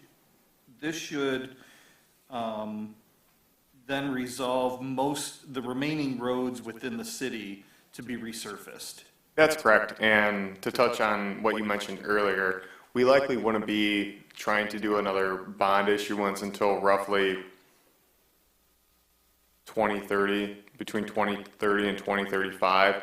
The asphalt resurfacing that we're doing, expected life cycle of that's at least 15 years in between then. So for example, the roads we resurfaced in 2016, we'd really want to take considerations into resurfacing those in 2031. But in the meantime, what we're doing is just keeping up on the preventative maintenance side of things, crack sealing, things of that nature, spot repairs in between now and then. Yeah, I don't know how people are going to feel about doing another bond before this one is paid off, so we might not be looking at it to 2035. All right, well, thank you so much. What is the pleasure of council?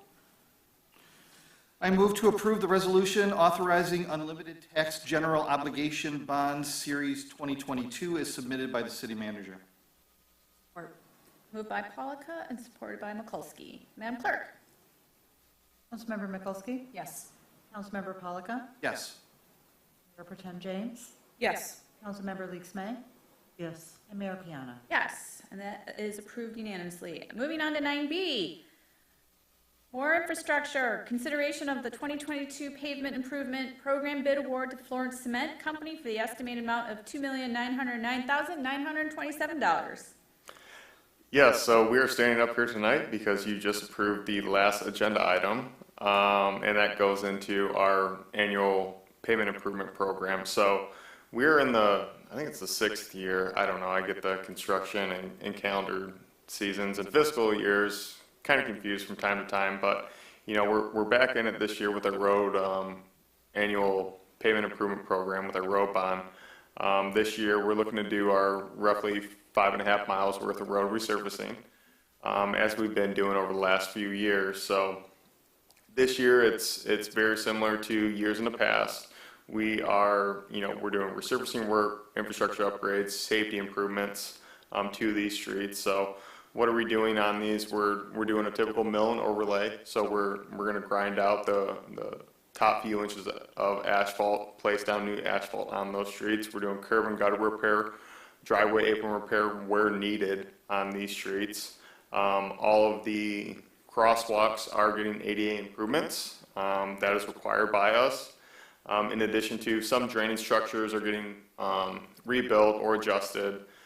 Pavement markings are getting thrown down, in addition to other work that we're doing, such as speed hump installations and things of that nature, as those are requested by residents and they go through the petitioning process. So this year we opened up bids on March 1st, 2022. We received a total of 6 bids for this year's pavement improvement program. The low bid was submitted by Florence Cement Company, or Florence Concrete Company, I should say. And that low bid was $2,909,927. The overall budget that we tacked on for this year's 2022 payment improvement program between construction and engineering was $4.1 million. And do keep in mind that this $4.1 million does include the work that we're going to be doing on Camborne that we brought to council last council meeting. So overall, we're very happy with the numbers that we received on the bid this year. Very favorable as we received last year. Florence Cement is also a company that has worked in the city of Ferndale in the past. They've done our annual pavement improvement program, as well as they did the work on Woodward Heights That was done a few years ago. And they also did Pinecrest from 9 Mile to 8 Mile. So they've completed satisfactory work for the city. It's a reasonable bid, close to the estimates that we put out on that. Giffords, again, did a really good job at our cost estimate, and we were fortunate enough to receive a favorable bid. And based on kind of when bids were submitted versus like what gas prices are, we should be quite lucky with getting our bids out in a timely fashion, and earlier in the year than some of our surrounding communities. So at this time, we're recommending the bid award for the 2022 pavement improvement program to the low bid Florence Cement Company for the estimated amount of $2,909,927.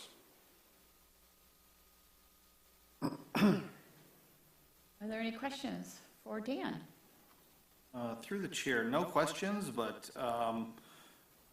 I have an entire Wilson Park neighborhood that is going to be thrilled that Paxton is going to be done this year. Yes, Paxton is going to be done this year, and if you will bear with me, I will show everyone how you get to our map of the work that we're going to be doing this year.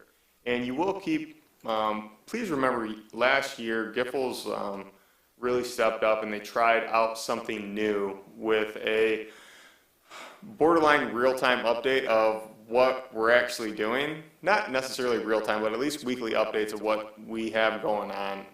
For example, Paxton, you're going to be seeing the road be milled off this year, or not this year, but this week. Going into next week, we're going to be doing concrete repairs. So we will be pushing out that site again this year. The URL will go out on the construction notices. You will see some yard signs and stuff like that with that URL to that website up there. We're not quite finished with it right now, so I'm not going to show that to you right now. But what I am going to show you is this is the city's main webpage. You go to the city's main webpage and you scroll down. Oh, no, not this one. But this is the city's main webpage. If you scroll down, and you'll see here on the left-hand side, sidewalks, roads, and streets. You click on Learn More. You will see the complete list of work that we have scheduled for 2022. You have repaving, you have the service line work that we're doing, along with the water main, in addition to the road improvements. But if you look right here, you'll see the list or click below for the interactive map. If you click here, it'll hyperlink you over to our GIS map of the work that we actually have going on. So you'll notice that all the streets that are highlighted in black are the streets that we will be doing resurfacing work on this year. The streets that are highlighted with the blue dash, those are streets that we're going to be doing lead service line replacements and road resurfacing on. And then if you look at just the blue highlighted streets, those are our lead service line replacements, and these are the streets that we're going to be doing our water main work on. Now this is just a general map, and like I said, our scheduling website will be up, and those will go out with the construction notices, which we're going to finalize this week and next and get out there. We're not slated to actually start construction of the 2022 pavement improvement program until April 18th. That is the soonest that our contractor would be allowed to actually begin work. If I may, through the chair, just for a point of clarity.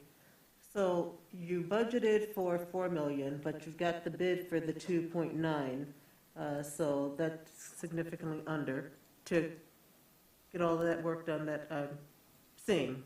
Is that what I'm to understand? Yes, but the thing to remember is the additional costs related to the East Camborne reconstruction. So that is also folded into that $4.1 million. Excuse me. But overall, between the favorable bid that we received for our 2022 paving and the additional cost increase for having to do an actual complete reconstruction on East Camborne, we're still floating around that $4.1 million mark. And that's largely because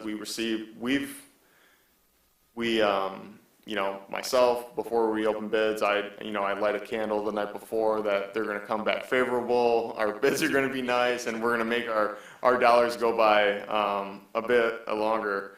and get some more work done. And largely, we've been extremely fortunate the last few years because our team at Giffords and Webster has got our plans done, our bid specs put out, and we've got our bids out earlier in the year. And that allows us to actually get some favorable bids back. We didn't necessarily anticipate the bid to come back this low, but it did come back lower than what Giffords Webster actually estimated that this work should be done for. So the nice thing is the dollars that we save today, we can use tomorrow for our 2023 pavement improvement program. Through the chair. And we can be guaranteed we're not going to be using substandard materials?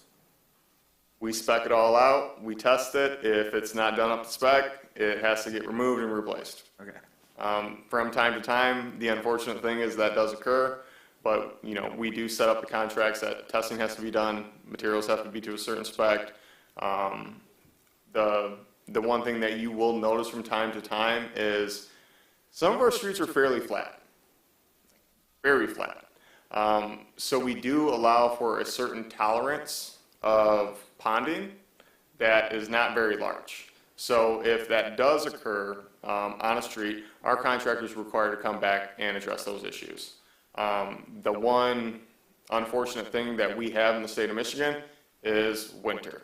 So we will hit a certain time in the fall that we have to stop work, and our contractor has to come back in the spring to do some of those repairs. For example, that's something that is going to occur this spring on West Saratoga between Woodward and Allen. Our contractor will be coming back in town, correcting some of the issues with the speed humps and the drainage, and we'll correct it at that time.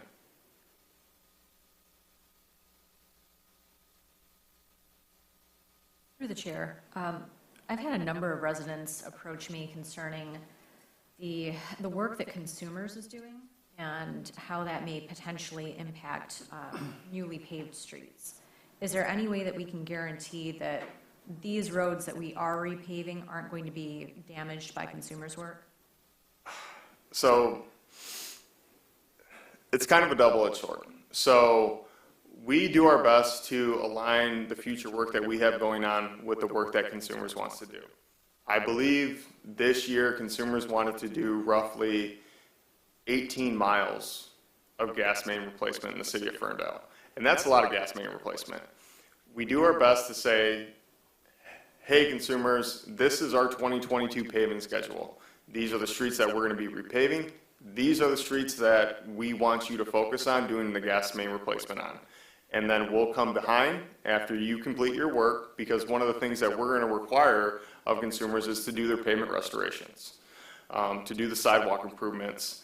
So our taxpayers are not fronting the bill for the work that Consumers is doing. While we're fronting the bill for what Consumers is doing through our gas bills, we don't want to pay for the restoration work. Now, not all the time does that work out perfectly. So you will see newer streets that Consumers is on that they're doing gas main replacements on, they're doing new services on, they're doing street cuts. And while it's not the prettiest, it's also one of those things that in a perfect world, like I want to say West Saratoga, they're going to have their service lines replaced. They're going to have their gas main replaced. They're going to have their road resurfaced. And they truly should not hear or see from the city of Ferndale in terms of infrastructure improvements for a decade. We don't have West Saratoga on our water main replacement schedule, and we don't plan on doing any sewer work there right now. So while we wish we could plan it out perfectly, sometimes it doesn't fold out that way. But we do speak with Consumers, like, this is what we're looking at, and then Consumer sends us a map like, hey, this is what we're looking at. Wow, do you want to go do some gas main work in another city, because it looks like you're quite busy here in the city of Ferndale. But just as we're replacing old water main, Consumers is doing the same thing. And they're trying to just also provide a quality level of service to those in their customer base. I know other officials around the area are, really upset when Consumers ruins our new pavement. And I thought the state's asset management process was supposed to bring the utilities more in line with city infrastructure plans. My street got repaved during the pandemic in 2020, and now I've got my blue sticks, consumers is coming down my street. So I understand it. I'm miffed too. My nice, good pavement is going to be ruined potentially. So I understand. Yeah, and the one thing to keep in mind is when consumers is out there doing the work, especially when they're doing the restoration work, one of our construction inspectors is on site. We hold escrow for the work that they're doing. We inspect the work that they're doing. If the work that gets completed with the restoration work is not up to standard, they need to remove, they need to replace, and have that work done properly. Things are tested. So to an extent, we do have a level of control in the quality of the work that's being completed out there, which is some level of comfort. It's not just consumers or DTE that is in Ferndale. It may seem like they're doing whatever they want, but there is eyes on what it is and the work that they're doing when they are in the city of Ferndale. Through the chair, and if I can add, every street is a little different. When they did mine about 4 or 5 years ago, they didn't have to go into the street. They did it in the median. Of course, the median still is not the same as it was because they dug up all this dirt and they didn't do a really good job of leveling it out and planting grass, so it's still not the same. But I was fortunate in that I didn't have my sidewalk ripped up or the street ripped up. So I think it's street by street, depending on where the connection is and how they can I get it. lead the line. All right, any more questions from council?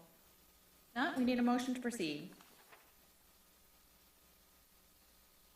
I move to approve the payment improvement program bid award to Florence Cement Company for the estimated amount of $2,909,927 and authorize the DPW director to sign contract documents following approval of the city attorney as submitted by the DPW director. Support. Moved by Polika and supported by Leaks May. Madam Clerk. Councilmember Polika? Yes. Mayor Pro Tem James? Yes. Councilmember Leaks May? Yes. Councilmember Mikulski? Yes. And Mayor Piana? Yes. And that is approved unanimously. And we're moving on to the last item on the regular agenda, which is 9C, approval of the 2022-2023 city fee schedule. And introducing that is our city manager. Yeah, thank you, Mayor. Through the chair, give me one moment. I'm going to present on Zoom from here.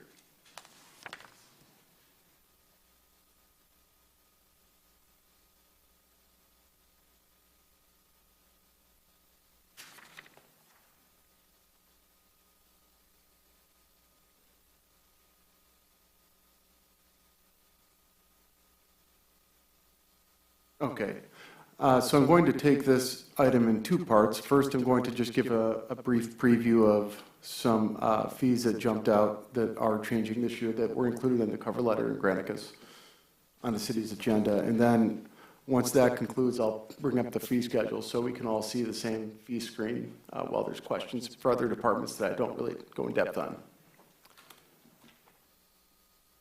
So first, an introduction to the fee schedule. This is an annual document that is updated on an annual basis as part of the budget process. For this year's budget process, we have the fee schedule this evening to consider for fiscal 23. This Saturday on March 19th, City Council does have a budget workshop scheduled.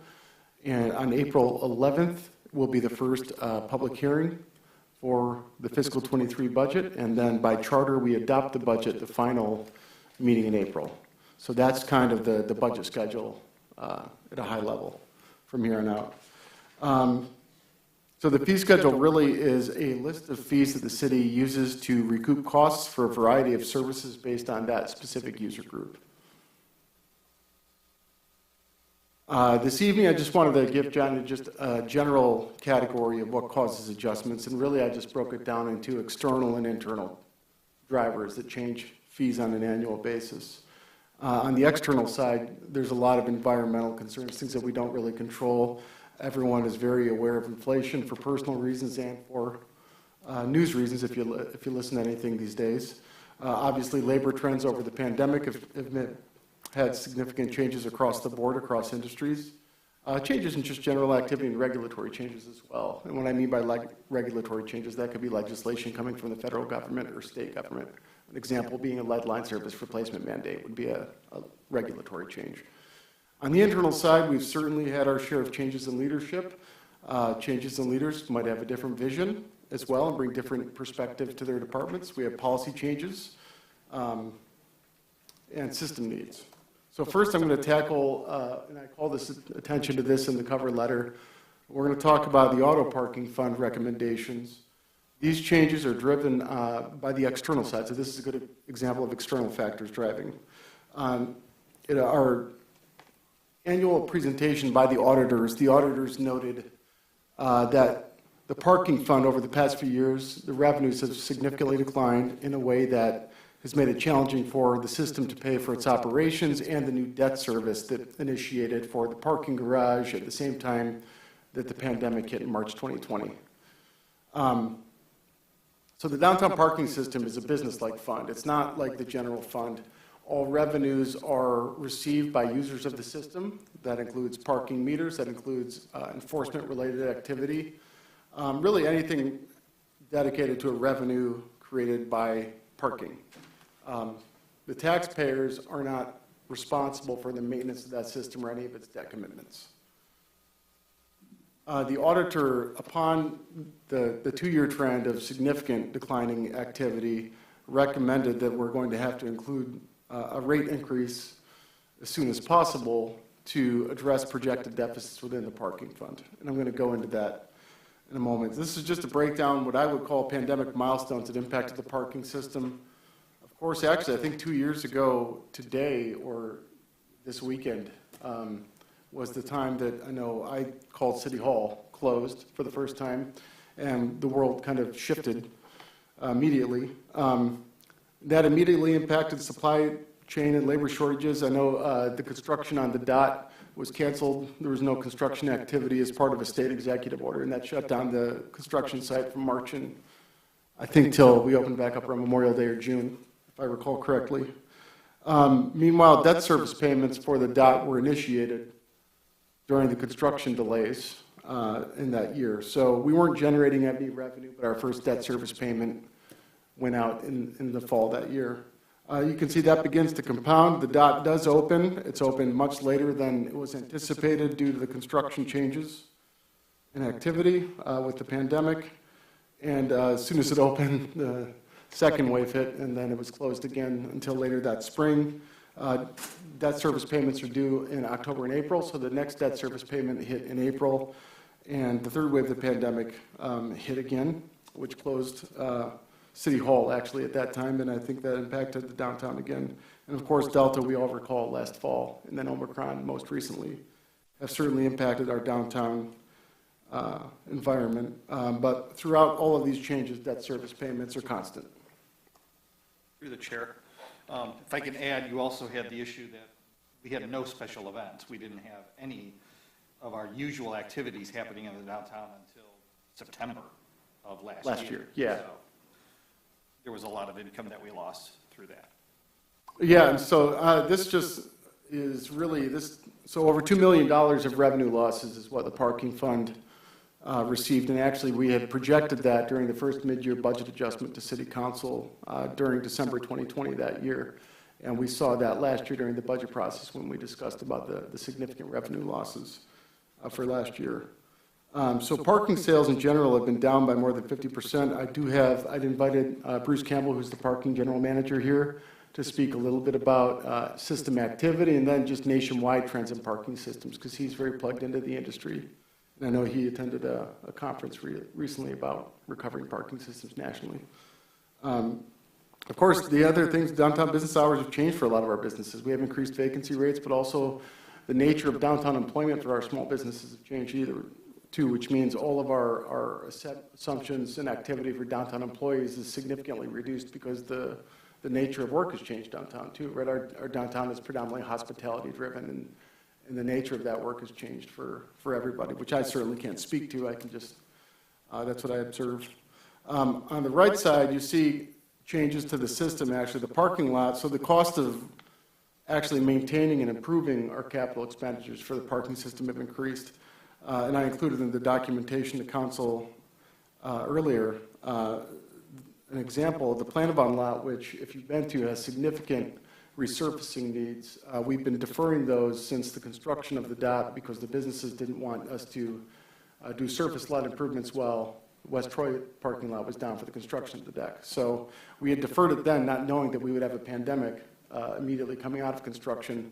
And since, with no revenues coming in, we've continued to put Band-Aids on it, for lack of a better word, as best we can, cold patch and heat patch where possible. But the cost of construction is increased by almost 30% in 2 years. And we're at a point now where it needs to be improved. So we budgeted for it to improve based on the new revenues.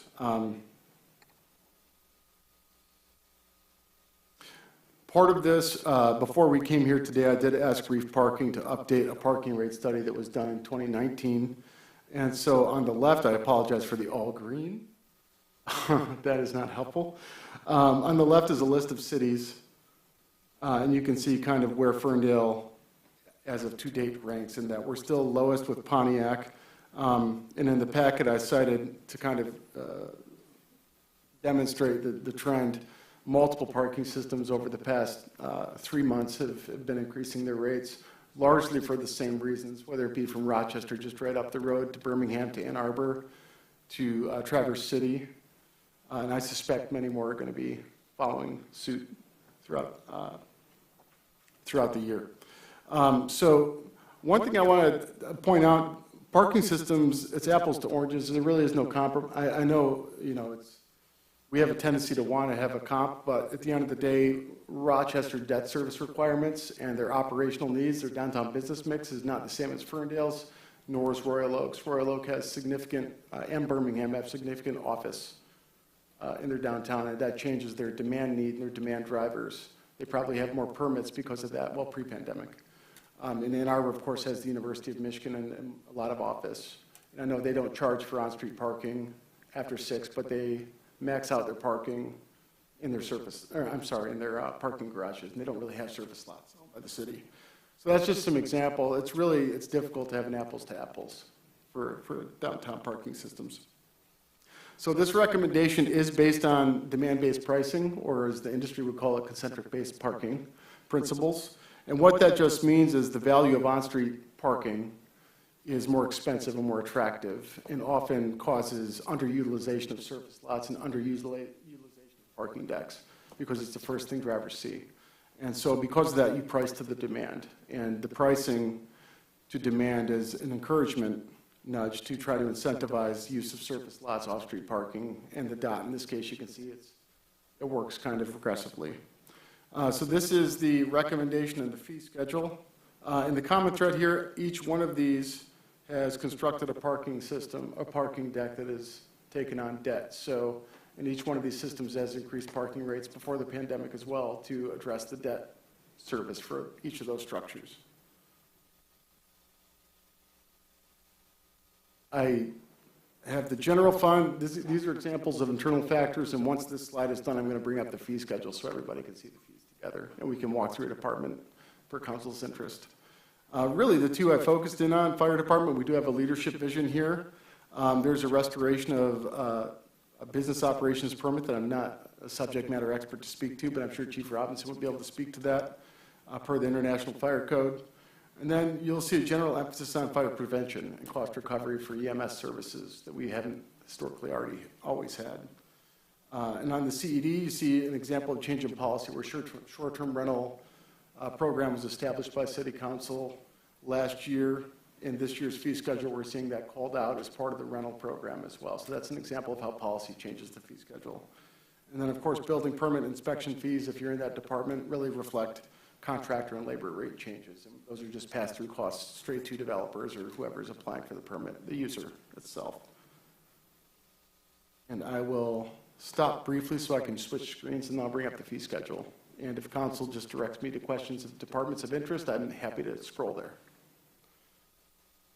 Before we switch, are there any questions or comments from council on that first part of the presentation? Or for Bruce while he's in the parking? through the chair, I just have sort of a simple question on the parking rates. In the packet for the dot parking garage, it says that the recommendation is for $1 per hour for fiscal year '23, but I believe your slide said $1.15 per hour. Can you just clarify? Through the chair, the intent was $1.15. I believe that's a text error that we should amend. In the presentation? No, the presentation rate is what was intended, the $1.15. Not 125 For the dot. for the dot. If it says $1, it should be $1.15, and that should be amended as such. I apologize. And I did want to mention underneath, it says quarterly parking permit for 3 months. It says $1.20, not, I had to take off my glasses and read it, but it says $1.20 under the $40 rather than $120. Under dot parking, third line down, quarterly parking permit, 3 months. I think you meant 120. It is very slight. Yes, that is correct. A heck of a deal, though. So, that should be 120, not 120, not $1.20. I believe we can adjust the motion to reflect that as amended.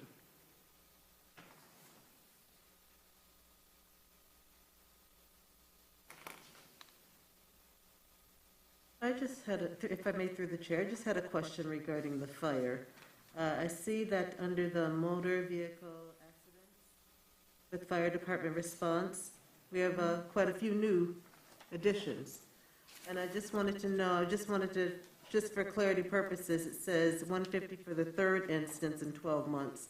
So would the first 2 instances be of no charge?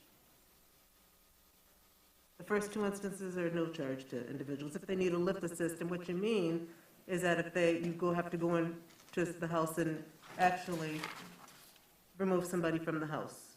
Yeah, so fire department regularly gets calls. Somebody's in their home, might fall out of a chair, slip out of bed or something, and are unable to get themselves up, or family members are unable to get them up. So they call 911 and have us respond, which we're happy to do. So we go there and we help them out. And the purpose of this is if somebody has a change where their living circumstances are not really meeting the needs for maybe their current mobility and stuff, where they keep falling and keep going, it really becomes a safety hazard for them, and concern starts coming for them because they need to have care that can properly, so they don't get in a situation where maybe they can't get to the phone and call for us and they're stuck there because, and there's resources that they can reach out to for that. But sometimes people, and unfortunately 911 is kind of like the go-to when people don't know where else to turn, even though there's other resources. And so they'll call us, and while we are here to serve our community, when we're going and repetitively helping somebody up back into a chair, that prevents us potentially from responding to another emergency of somebody of very critical nature that needs our care. So the first 2 would be free, and the third one, within that period, it kind of becomes a pattern.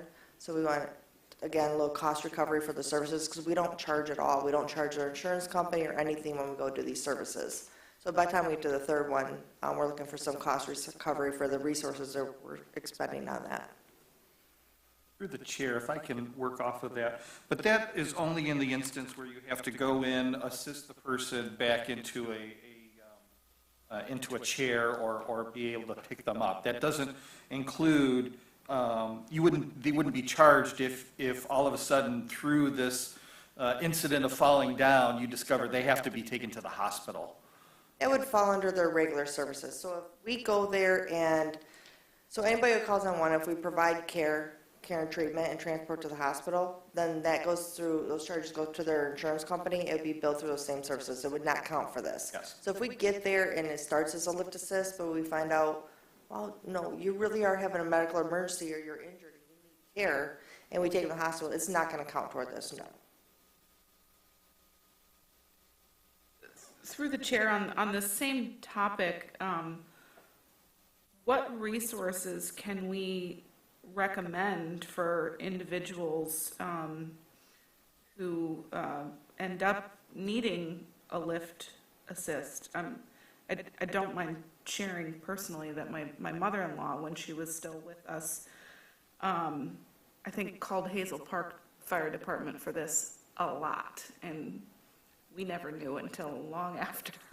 Yeah. So, you know, when residents are calling for this type of assistance, and I agree with you, they need some type of service, what can we do to help point them toward more appropriate So I'd like to, services? a couple multifaceted on that. Like you said, you were in the dark with your mom's situation. A lot of times, individuals, when their health is changing, their mobility is changing and stuff, they're embarrassed to call family.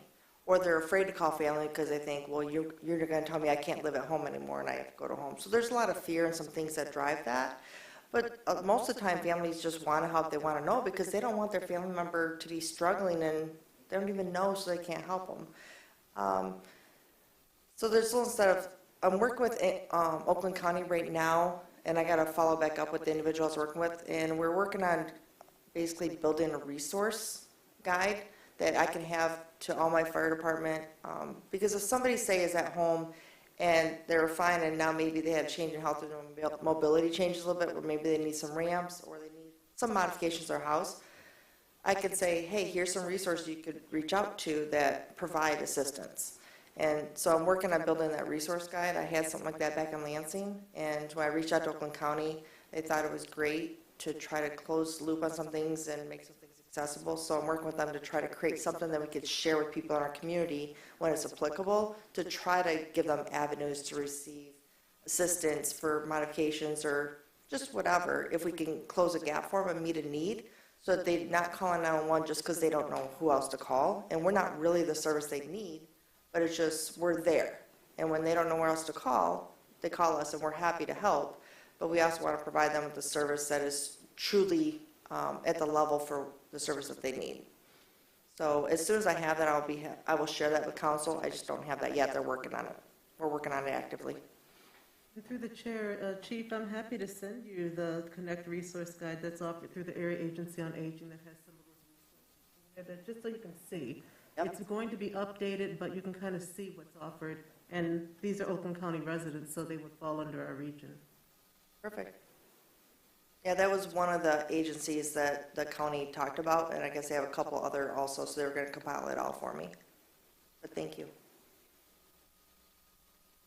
Through the chair, on the same topic, with the hazmat, food containment, and extraction and vehicle fires, are any of those billable to like vehicle insurance, or would those all be out-of-pocket costs?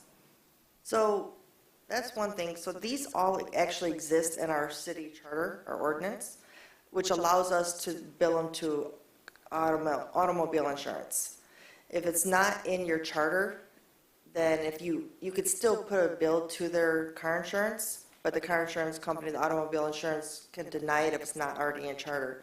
We have it in our charter because I pulled it up and verified, and it was just fees that we just never. Some of them we had in our fee schedule, they never had really good systems set up where they weren't leveraging them. Our current company that does our EMS billing would be able to do these for us. It's just a part of that service. And we are actually set up to do this, and it'll go to that car insurance company, not to the individual. And These match what other fire departments do, so that's where the numbers came from, so they're kind of in line with what other fire departments are charging. And does the fire department always do a motor vehicle assistance, or in terms of, is that like accident or? Yeah, so MVA stands for motor vehicle accident. So that is when you get a fire response in addition to the ambulance to care for the injured people. You have the fire engine also to take care of the other hazards on scene that often come with car accidents, whether it be fluids on the road, debris, traffic control, and just the various other things that occur that are related that have to be addressed by a fire engine and not by the rescue, because the rescue's attention is on the injured people and they don't have all the supplies to take care of everything else that's involved with MVAs or motor vehicle accidents. And then the utility emergencies, does that get billed to the utilities? Correct. That goes to the utility company. Or wouldn't it be to anybody's household if that No, was on it their will not. property? So this is for, again, this is in line with what other communities have done and do. And where this comes in is, you know, if anybody has arcing, sparking, down power line, whatever, we want them to call 911. We want to come out and try to make this safe and keep people safe. We are a stand in a gap to identify the emergency, then be able to verify it and communicate it to the utility for them to come mitigate it because it is their issue to mitigate. We obviously can't fix down power lines. What's happened sometimes in the past is utility companies have insufficient on-call or calling people, or they were like almost take advantage of us being there. And we've had crews prior to my arrival on a down power line for overnight, I think it was 3 days they sat on a down power line, which when they're sitting there on the down power line, that means they're not responding to emergencies to take care of our citizens in our community, which is what the community has us for. So what this was happening not just here, but other places. So cities were going, okay, we will watch this and babysit this for so long, but you have this period of time that you have to get your personnel on scene to handle this, or we start charging you per hour for us to sit there in place of your personnel. So that's where that came from. And it's to ensure that we feel that we're meant to fill that gap and keep our community safe, but the utility company has that responsibility to respond. For the chair, do you have any, even if it's anecdotal, does it seem as though communities who have that type of utility emergency fee, do they end up getting serviced more quickly? Probably. I have to imagine it has an impact, yes. I would have to reach out to them to get figures as far as numbers that they saw. But I think here we have it pretty good. Through a lot of the emergencies, for the most part, I think DT has gotten better. But again, they're working on it also. And I think it's a motivational thing. But yeah, none of our citizens will receive that fee that is not meant to, even if it's in your backyard, that bill will not go to you. I think it's a good use of sticks and carrots. So, and then do we have a lot of out-of-service elevator responses too? You know, I've been on council for 12 years, and this is the first time I've seen something like this. So you definitely are, as a new leader, right, bringing a new perspective. Yeah, so these are things that people were talking about, but it was like waiting for the opportunity to take action. And again, a biggest thing is we're here, we want to provide service to our community, we care about our citizens, we care about meeting the needs. But what occurs sometimes, and it's all about the safety of individuals that rely on these elevators. When you have a building that maybe is not staying up on their maintenance and their servicing their elevators, and we're there regularly with people getting stuck in elevators, it's an unsafe feeling for the individuals that are stuck using those, but it's also, again, now a tie-up of our resources, keeping us from other emergencies. And if you're in town and you are having a medical emergency and we can't respond because we're rescuing people out of an elevator, you might take exception to that. But those people in the elevator are going to feel like that's a very big emergency for them.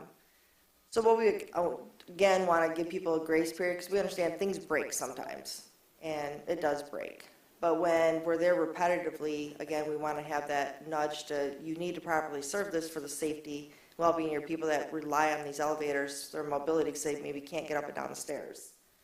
And that's why these elevators are important. We had one business that their elevator went down, and they called us because they wanted us to carry their patients up the stairs to their office, patients that had appointments, doctor's appointments, since the elevator was out. So they called 911, asked us to come out and wanted us to carry their patients. And then for the people that were upstairs that were done with their appointments, they wanted us to carry them down. And I kind of pulled the plug on that after they carried some. I said, I'm not going to hurt my firefighters, and we're not going to sit out here all day and carry people up and down stairs. Fix the elevator. So it's just one of those things where you want to provide the service, but you do have to kind of draw a line to at what point is it an overdraw of us to keep us from those 911 emergencies that people may really need us for. Right. And I have more questions under miscellaneous under fire. Yeah, I do too. Can you talk a little bit about the tent inspections, food truck scheduled inspection, and the food truck individual inspection, and what the difference are of those? I mean, there's no change in fees from Yeah. 2022 to 2023. Yeah, so those are not new fees, and I do apologize. I put out a letter on Friday afternoon quickly, and I typoed and said 45 instead of $40, but the individual is $40. So this is, every food truck that's going to do business, they need to have a safety inspection and ensure that, because we want the safety of the people on the food truck and safety of the people that would come and do business with them. So this is something they could do, and this was an idea as far as the food truck event, inspection event. That was an idea that was put in place before I was chief. Take it forward, COVID kind of kiboshed it actually happening. But the idea was, instead of food trucks having to worry about scheduling and getting with the fire marshal to have a one-on-one inspection, they could come to an event and we offer it as a cost savings to them, and we can give them, here's your inspection certificate that's going to cover you for the whole season. So if you're at multiple events, if you know, private, public, whatever, you get this inspection at the beginning of the season, and now it's good. And this is a great benefit for the food trucks. This is an expense that the food truck, this is a business expense of theirs. It's not passed to, it's not charged to a special event, it's not charged to anyone else. It's that business owner's expense, just like our restaurants have an expense for their inspections. And what happens, it provides a great benefit, because now if they come and maybe it's somebody newer, they didn't realize, oh, I didn't know I needed this specific type of fire extinguisher, this many, or I need to have it set up this way, whatever they have questions. It allows you to work through that with them at a time ahead of their event so they can correct them. Instead of what's happened before, sometimes vendors wait to the day of the event and they have their full inspection, and then they don't have things they need. So now they can't open on time, so that's decreased revenue for them because they're losing sales because they can't be open.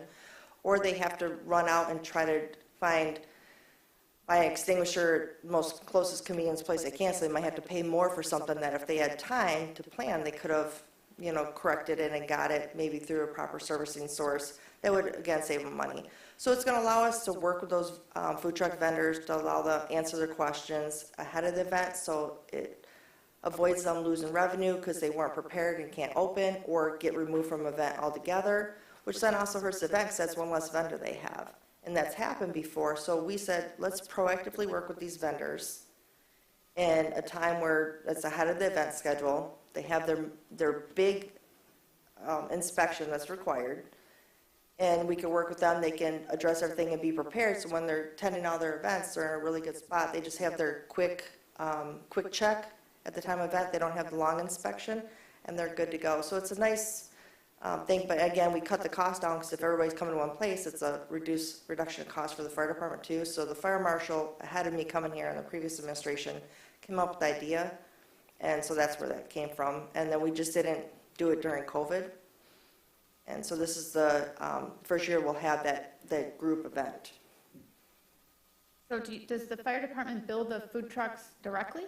Yeah, it doesn't, that's not a charge that goes to the special event, because that's a charge that's to the food truck. It's their expense, their business expense, because it's their inspection. So the fire department billed the food trucks in the past, this inspection? They should have. Now, I don't know what occurred. I'd have to look back to try to find the records prior to my arrival if Barb was sending out, or the previous admin assistants were sending out the invoices. The fire department did not have good electronic systems set up before as far as for billing. So people, they would kind of have to deliver, like, here's a printed invoice, and then they would have to write a check or provide cash payment to the fire department, then they make deposits. Now we're getting everything set up through BS&A, which makes it very, it's better, it's great for tracking, but it also allows the vendor to just pay with credit card or whatever rate from the site, right through the site, through the city's system. So it ties everything in. There was, like I said, the fire department was really behind in their technology with the systems and platforms they had available, and that's why we've been working so hard to get them up to date, because like burn permits, somebody would want a burn permit, you'd go out there, they'd fill out a form online, we'd call them, set up a time to go out there, we'd go out there and look, and then they'd have to drive back up to the fire department to pay for the burn permit. So there's all this back and forth, and now it's all on BS&A, so they can schedule their inspection on a day that works for them, do their payment, everything on there, without having to run up to the fire department and do all these extra steps. So that's what we're trying to do, is clean up processes that have existed, make them much more accessible and efficient for our citizens, for our community, for our businesses. And try to build in some benefits for ones that want to be proactive and do it ahead of time to save them the hassle later on. Through the chair. In regards to the food truck inspections for special events, I can tell you that in doing the financials for Pride, I do not believe any food truck was ever billed. I believe what was happening is after the event, those fees were added to the event fee, and which I would just get a line that would say fire department fees, and it would be, $3,000. And I have to assume that those fees were included in there, which I know was never provided any details, so I couldn't tell you if that was true, or we were just never charged for them. But I am not aware of any food truck at least Ferndale Pride that was ever individually charged for an inspection. I have to look back. So what may happen is the bill you get from the fire department for like Pride is hourly rate from everybody. So I guess inadvertently, you might, in a sense, paying, Pride might be, or events paying for that, because if, say my fire marshal has to do the full inspections at the front of the event, he has to add time to be able to do the full inspections on each of those food trucks at the start of the event. So then that's more billable hours he has to put on there, because that's more time he has to spend at the event.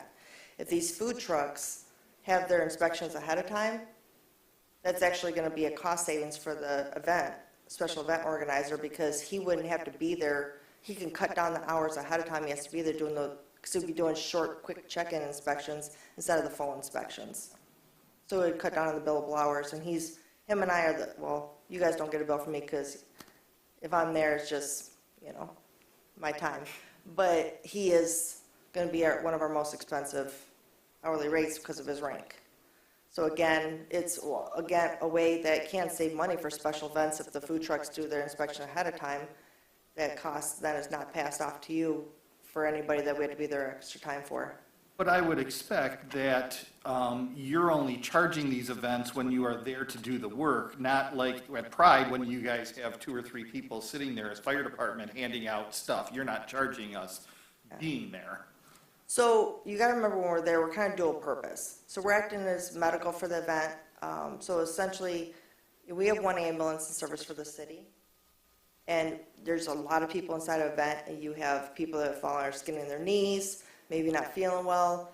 And so we put a crew inside the event to respond to any emergencies within the event. And you may have seen us do that. If it's something we can't handle, then we call one of the crews out of the station and address it. But so we act as kind of like first aid in that also, to try to provide that level of service to anybody attending the event. So if somebody's not feeling well, they need vitals taken, need Band-Aids, whatever, or assessment for whatever reason, we're there committed to the event. So you have a dedicated personnel inside the event if something happens. Okay, so that's now a requirement for all events. We try to do that at all events. You've been seeing us this last year. I've really stepped that up. So when you see us, and Michael can see, like the fire department when we're there, like I said, my time is not billed on a sheet. A lot of times I will fill a gap on that, but depending on our manpower, because we've been short manpower and we're working on hiring, but that's where it's the people that are, you get billed for the people that are committed to the event, for the hours for the event. Well, then, in my opinion, I think there should be something in these that have the rate for personnel when personnel are assigned to an event, so that event planners know how much they're going to end up having to spend in addition for personnel. That's my opinion. Through the chair, that actually is handled through the special event approval process with the committee. You're given an hourly rate with the producers based on, in this example, whatever fire contract we're working on. You work off the contract, and then you can back into the hourly rate for a firefighter or an EMS medic. And that's what's quoted based on the size of the event. I think that's my understanding. So can I summarize what I've... As the finance person for Pride that pays all the bills, I've never seen I hear you. an hourly You've rate. never seen a breakdown. Nope. All right, so let's go through the chair. So can I summarize what I've heard, I think, right? And from comments from some from festival organizers, is that the food truck inspections have always been conducted at our festivals, right? In the last 5 years? Or Trucks that operate in the city of Ferndale, whether inside a festival or outside a festival, all have to be inspected. So inspections occur at all food trucks. Okay, Unless one comes in, we don't know about it. If we find out about it, we send somebody out there to do an inspection. okay, and the billing for that was either direct with the food truck, and it seems like there's some discrepancy prior to your arrival, of how, that billing has transpired. When I think, So looking for- at the fee schedule, sorry, in 2021, so there have been, I think the last fiscal fee schedule that was created before I became chief, I think is when they added and you guys have more historical documents, I don't have them all in front of me, but the one, I'm not sure if that was on there, so I think that was added maybe by Chief Pichet, the food truck inspection costs. Yes. And, okay, and then during COVID, I think we kind of like, maybe we're trying to, There weren't any again, work with everybody, and then, so Any this is the events. first year where we get to actually put something that's been approved, 2 years ago, but it was during COVID, and everything was kind of shut down, nothing was really running, and now we're kind of coming back up and running, and some of the things that were approved and put in place, we're just actually bringing forward now. Okay, so the food truck inspections have been on the books for a while. Sort of waived the last 2 years because there's been no events for food trucks, a couple here and there. And the fees aren't changing from this year to next year. And a food truck can get a discount, and it's sort of like an annual inspection pass, if they are participating in more than one event. Correct. It's an optional, right? They can still do it event by event if they so choose. Yeah, but they only need to be inspected once per season. So if they come to the event, it's $25. But if they can't make it to the event and need an individual inspection on another day, it'll be $40, but that will still carry them through the season. So they don't get charged every single time. Right, so Just I think once. I'm getting confused by the word individual. Does that mean on-site? It can be on site. It means they don't come to that event and they schedule a time where we set aside to come to inspection just for them. It's not as part of with everybody there where we're just going food truck to food truck. Like with the planned event where we set aside time just to take care of those inspections. So it's them getting like a personalized Yeah. outside of that event. I think you need to change the nomenclature in there. It's confusing to me Yep, as I a actually non-event can. person. Yeah. Yeah, I absolutely can. Maybe it should be like an food truck annual inspection event or something to differentiate that from. Scheduled, I think or a non-scheduled. I'll let the team play with the words there, right? But the fee is not changing, which we can still adopt the fee. if So I anybody- can fix the wording and resubmit it to you guys. Through the chair, the other item in that section was tent inspections. I believe that's when you have like this large tent at an event. These are not individual 10 by 10 tents at special events for the art fair, or Pride, or DIY. Right, so the tent inspections, say, like when Bobcat Bonnie's had their tent out back, any of the restaurants are putting up the tents that, they're gonna have heating, they're gonna have different things. But when you're talking about, you hit it right on, like the art festival, you just put up a little tent that's a vendor booth. Yeah. That's different. They meet with us when we're planning, so we make sure we have clearance around them, stuff like that, but that's not the same. It's the tents that are gonna be occupied by people, in a sense, and you might have heating and, people in there. So it's those, you see them next to, One-Eyed Betty's. Those are the ones that have to have the tent inspections. If I may, through the chair, this is just a point of clarity for myself so that I can share the information. When you do receive the call, say for a lift assist, and it's, do you receive that call when someone has like a personal alarm system, AKA medical alert device? Does it go to you or does it go to the police department and they may contact you? How's Yes, they'll all go through dispatch. So if somebody has like a med alert pendant, when they hit that, the dispatch center for that medical alert service will call the 911 center for wherever that individual is. So if a resident of Ferndale hits their medical alert pendant because maybe they've fallen, they tripped on some carpet, something, they can't get themselves up, they'll hit that to get help. It'll go into dispatch. And we're going to assess them, make sure they're not hurt, find out why they fell, make sure they didn't lose consciousness or something that was triggered by something else where they really need to be looked at, like this was a medical emergency or something that caused this. And so that would determine how that's looked at, if it's just a true lift assist or if this was some type of medical call that, you know, somebody could be having a medical emergency and decide not to go to the hospital because they're still 100% in charge of their own bodies. So when you go on these calls, there's a big differentiating between the two where people are like, I'm not hurt at all, I can't get up, or I can't get her up. And those are the ones that are true lift assists.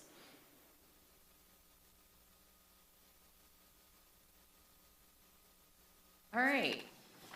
Are there any more questions for the fire chief under fire department? Through the chair, just one additional question.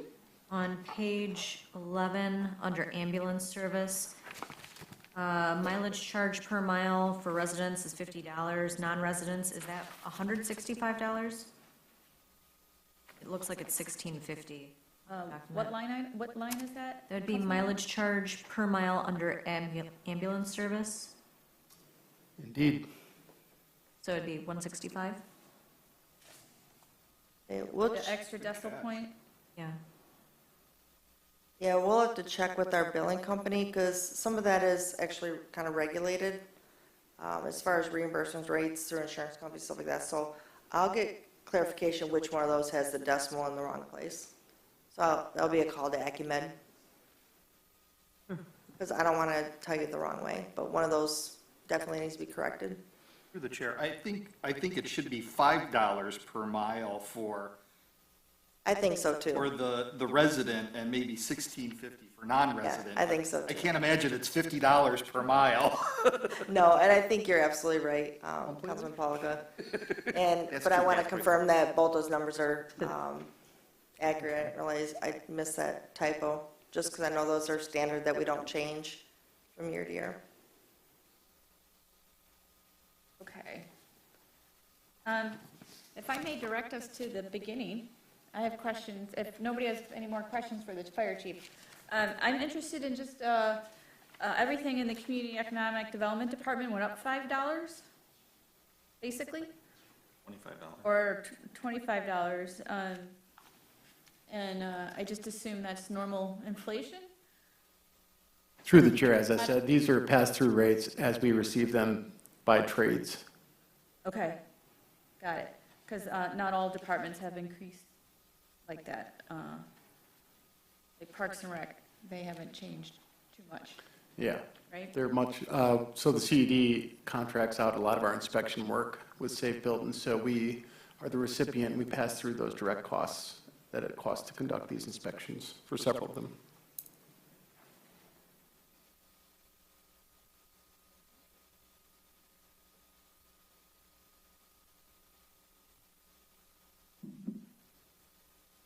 And as part of the short-term rental annual inspection, I know this is new for this fiscal year because the policy just passed last year.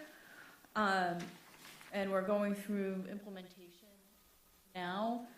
So anybody who registers for a short-term rental, are they getting a rental inspection, but it's being offered free as a startup cost, or are they paying now? No, through the chair, they are paying if you've registered for a permit. The resolution the council approved last year, when you established the ordinance, established the fee. So that's This now is the correct first one. major update cosmetically of the fee schedule, so we just wanted to call attention to it. Excellent, thank you. I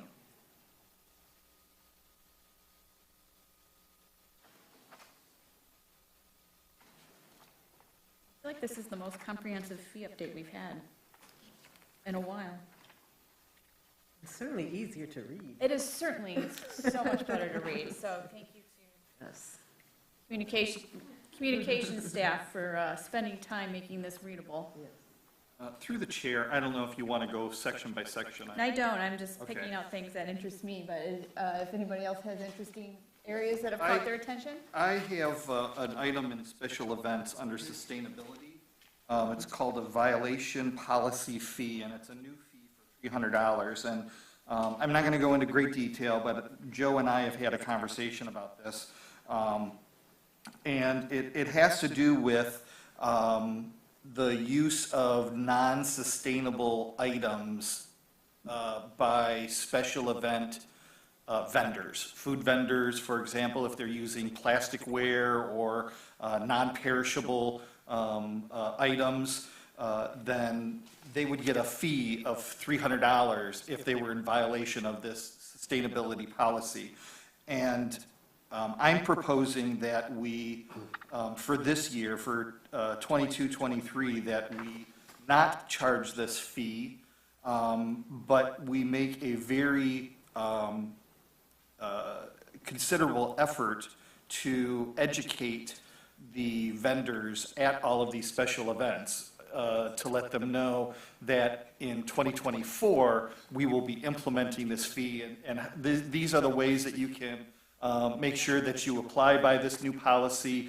Here are suppliers that provide the type of materials, the sustainability materials, biodegradable materials, and we do a very aggressive effort of educating these vendors at special events and actually not charge this fee, but let them know that as we're going through these events, saying, next year you would be in violation unless you do this, and here's information. And instead of just saying, there was a conversation that said, well, we'll keep it on, but we just won't charge anybody. I don't like the idea of putting a fee on that we're not going to charge. It kind of goes against having a fee to begin with. So that is my proposal on that item. And I will let anybody want to share their thoughts or. Through the chair, would you be comfortable with it being implemented in 2023 instead of 2024? After an aggressive year of 2022 educating all the events? Yeah, that's what I meant, 2023 to 2024, because this is fiscal year ending 2023. Gotcha. I was thinking of having it implemented in 23 to 24, correct. So the festival, let me walk through process. The festivals have to apply 6 months in advance. So the fee won't be in place for next year for January. It won't be in the fee schedule, right? We're going to go through this exercise in March. It won't be improved until the budget, so it won't be in place by the time the It would be operators. It would be in place for July 1 of 2023. Okay, but And that would be, most of the events. I mean, I think Pride is the only one that's in June. is Everything that else fair? is. That all the festivals except one would be, trying to meet our sustainability goals, which I know we get a ton of complaints from residents saying all the trash after festivals. So it's been on the FESC for years. I know that was their number one issue was, targeting event trash. So if we waive it, we're going to go through this whole process next year, and it's going to mess up the cadence of getting it on for all of the festivals next year, right? So I'm like, if we put the fee on, it gets us through 2023, but I'm open to saying we'll just waive the fee for 2022. Is that something we can do? Or if I may offer another suggestion is put in parentheses effective January 1st, 2023. I'm okay with a mid-year fee. Does that, I'm going to, legal counsel and our. You can amend the budget when I amend it. Through the chair, council can adjust the fee schedule wishes to. It doesn't have to be done commencing upon a fiscal year, although it may be more difficult for accounting purposes. Council does have that discretion as it relates to the effective date or implementation date. My interest here is making sure that the festival organizers have clarity on when this fee starts and when they would be subject and its applicability of the fee. So sort of if we do it now, we're going to be in the same conversation in 2023 dealing with the festivals who are already supposed to have applied, who aren't getting applied the fee because we waived it. So I don't want to go through this again. So I'd rather find a solution that is amenable to everybody, where if everybody is sort of open to waiving the fee for 2022, but they're marking it for 2023. That is, I guess we're debating now, but Well, through the chair, I have a clarifying question. In my mind, the festival season is roughly May to October. So what is the period of festivals submitting their applications and getting their contracts together? it's 6 months. Pride has to put theirs in December. The requirement is 90 days. So would it be reasonable to think of the festival application season is sort of first of the year, through midsummer, kind of? That's when the applications are going in?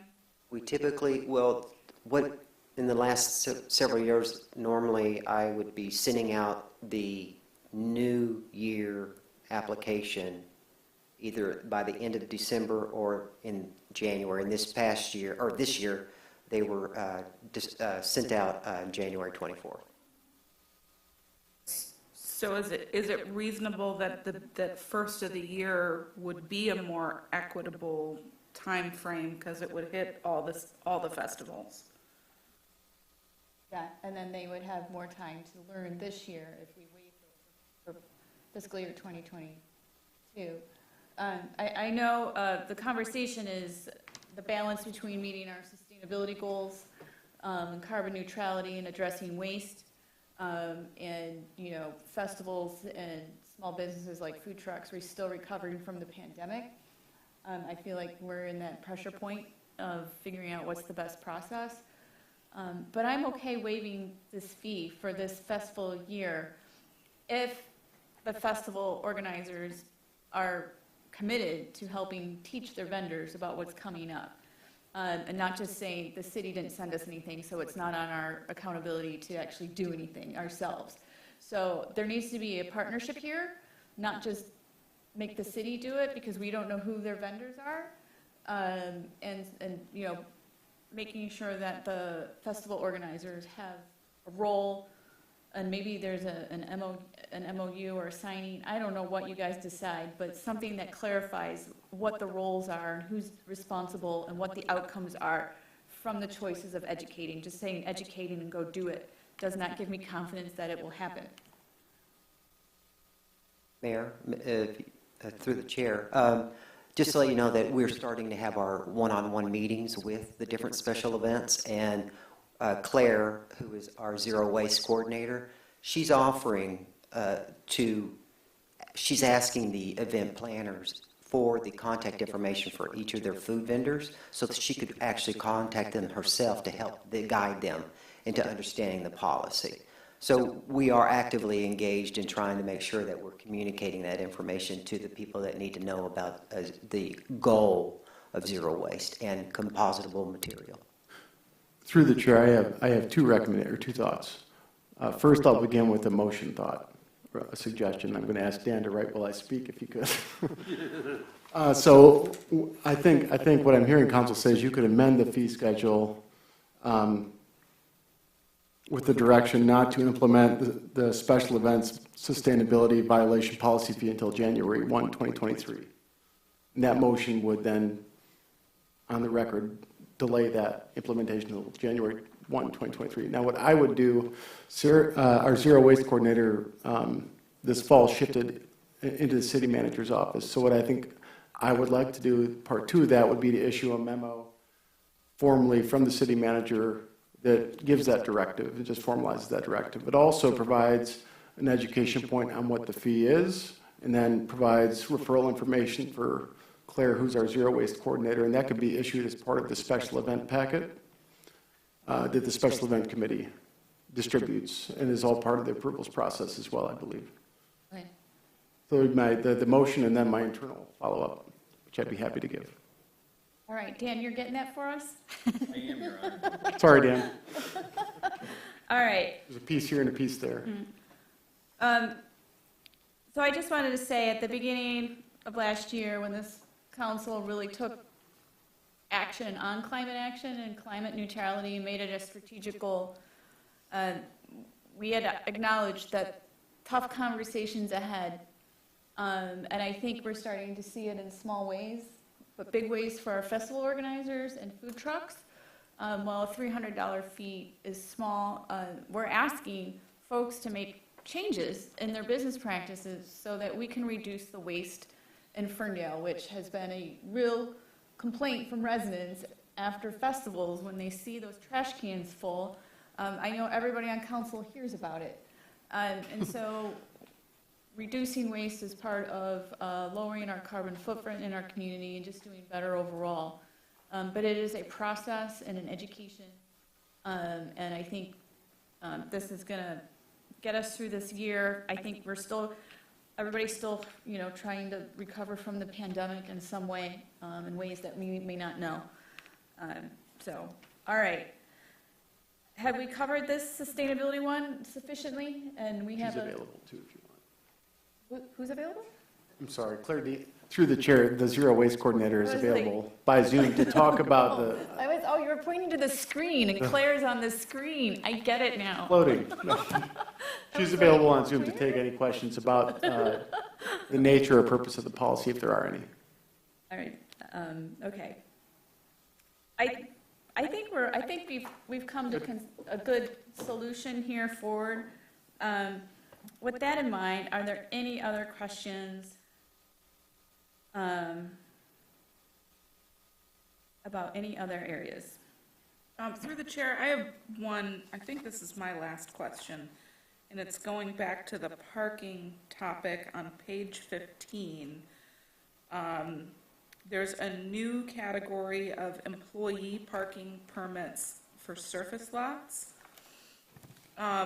What is that? Is that city employees, downtown business employees?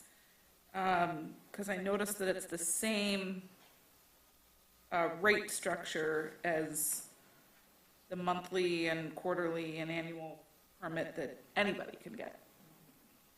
Yeah, through the chair, that is the exact same permit. So that's the downtown employee permit, 20, 60, and 240, I believe, is the same rate we've had over a decade. But we wanted to make a distinction because the DOT is operational now, and that has a different rate structure for permits.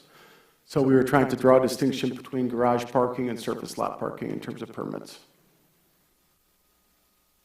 We can certainly add downtown in front of employee to clarify that. I guess why is that category needed at all if we have a municipal parking lot and meter permits category? Is it simply to raise attention that downtown businesses can promote this to their employees, or?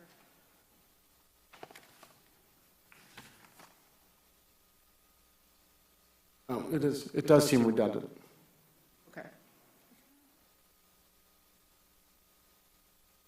Yeah, so we could strike the employee parking permits. It's just the same thing.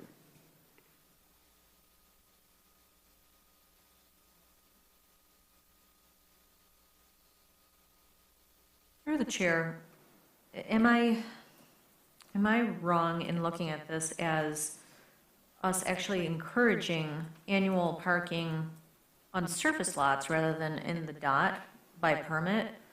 The annual permit's $480 for the DOT parking garage versus $240 for surface lots. And I thought that some of our intention here was really to get utilization of the garage up by keeping our costs relatively low in comparison to the surface lots. Through the chair, for transient parking, transient being day-to-day, hour-to-hour parking, short-term parking. For permitted parking, it's a more expensive garage to pay for, so the cost of the permit is more expensive than the surface lot, and that's competitive with other municipal garages in Royal Oak and Birmingham. It's the same competitive pricing. Wait a minute. Through the chair, the DOT parking line for 3 months, it says $1.20. We covered that. It's on 120. Oh, sorry. Yep. So the annual part, can I go back to what Councilwoman Mikulski said, it's getting late, it's 10, and I've been up since 5:15. 480s for a year, annual parking, is that for, that's not for employees, that's just for everyone? For that parking? Through the chair, I'll have Bruce Campbell come up and speak to operations. Bruce Campbell is the city's parking general manager. Why would anybody buy that versus the employee parking surface slots? You could just get one, like, I need to be walked through that. Can we get the fee schedule up? Yeah, I'll pop it back up. 1 second. On one hand, I know that we're trying to make it affordable for employees who are in our hospitality industry to afford to come here to work, right?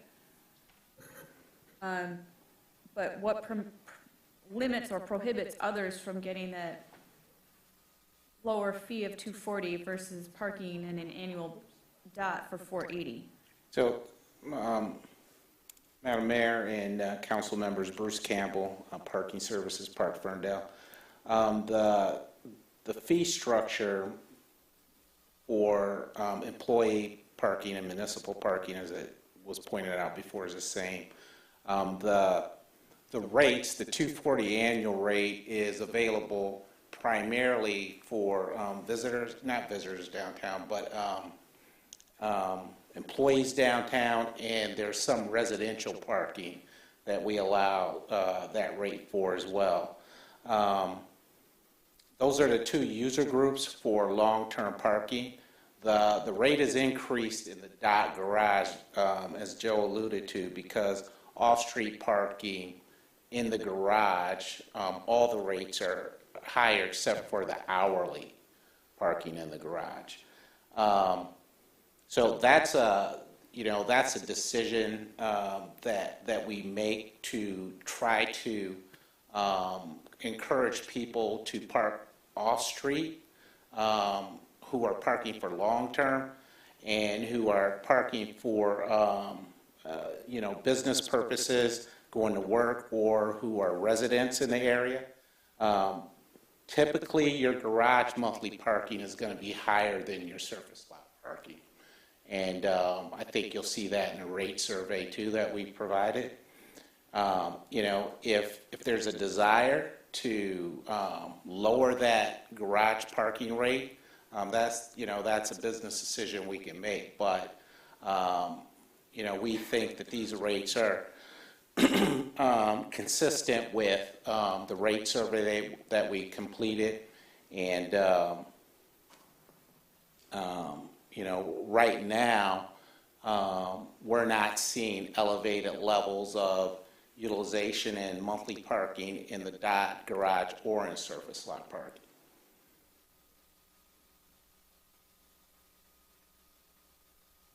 Through the chair. So with the employee parking, they're still required to park in the long-term parking areas of the surface lots. Yes. It's not like they can park anywhere, as opposed to in the dot, if you do the annual permit, you can park anywhere in the dot. No, there's still, the long-term parking is on the third floor in the dot. The third floor, is that the roof? No. No, that's not quite, okay. Yeah, that's right before you get to the roof. So the structure of the long-term parking, the basic structure is the same for the dot garage as it is for the surface lots. There's designated areas where you can park long-term, and we have enforced those accordingly.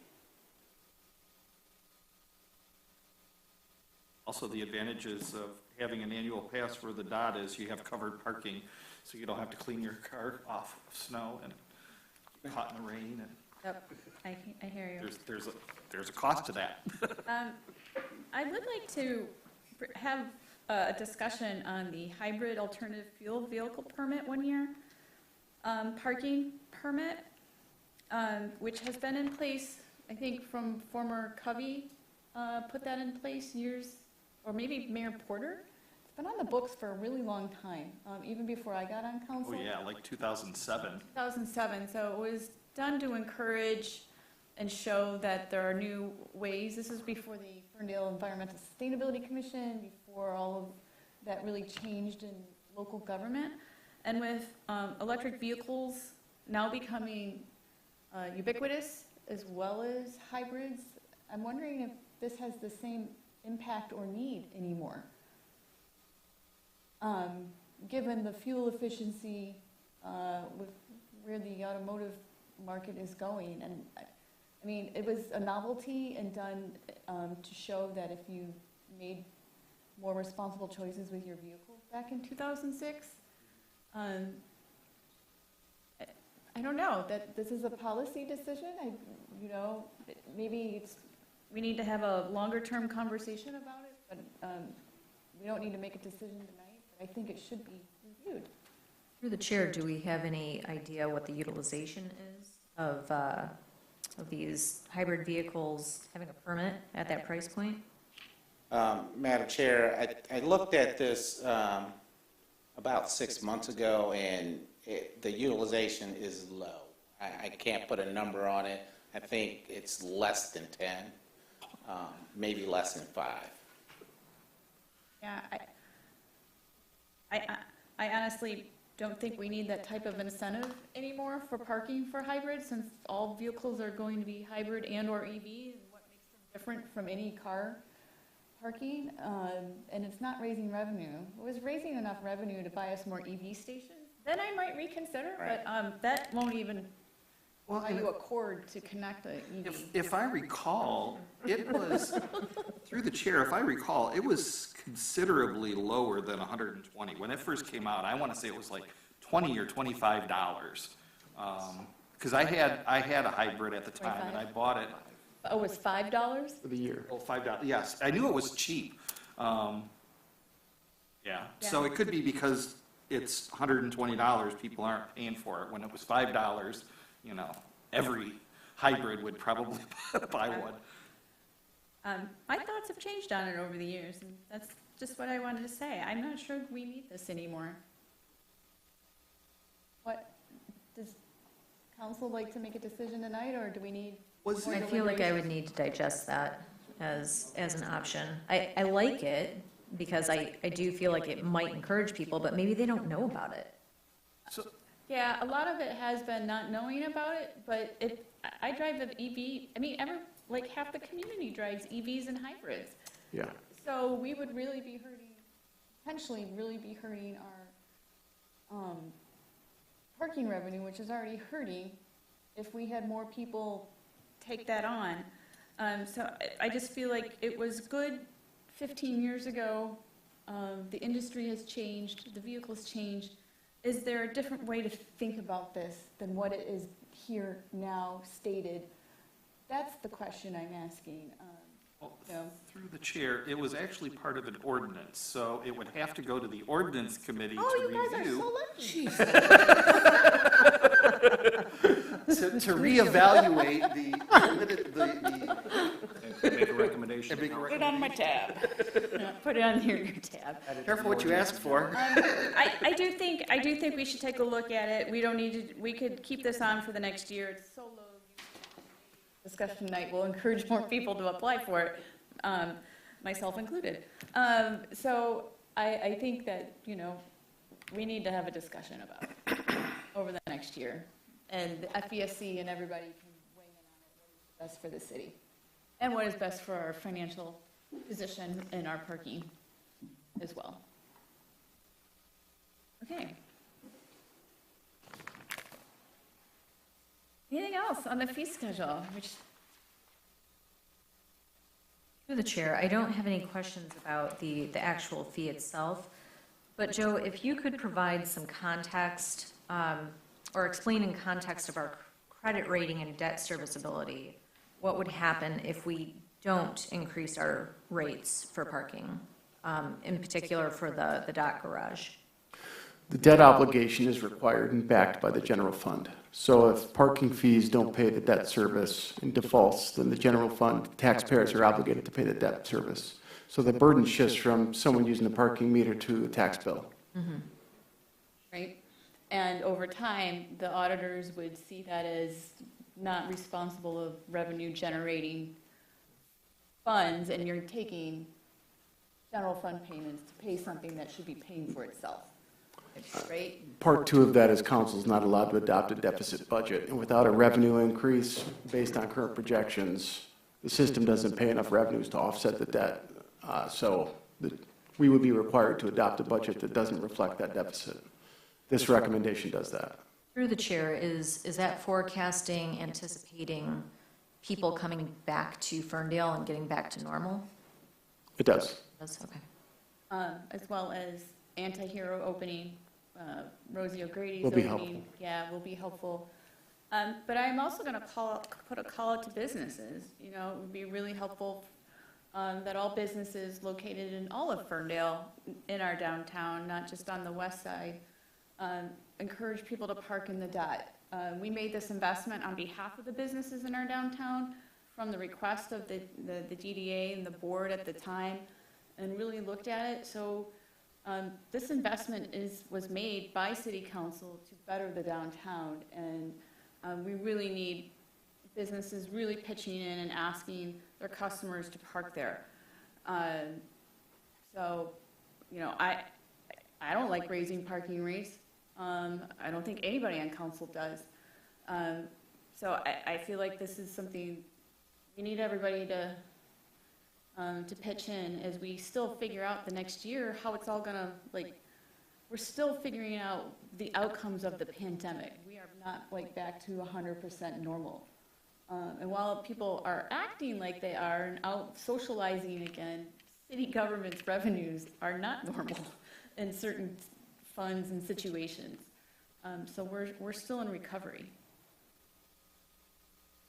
Through the chair, Bruce, do you have any, I know you went to the industry updates. Thank you, Joe. You know, I attended a conference right around, I think, the December timeframe, and this was a collection of parking professionals from across the country.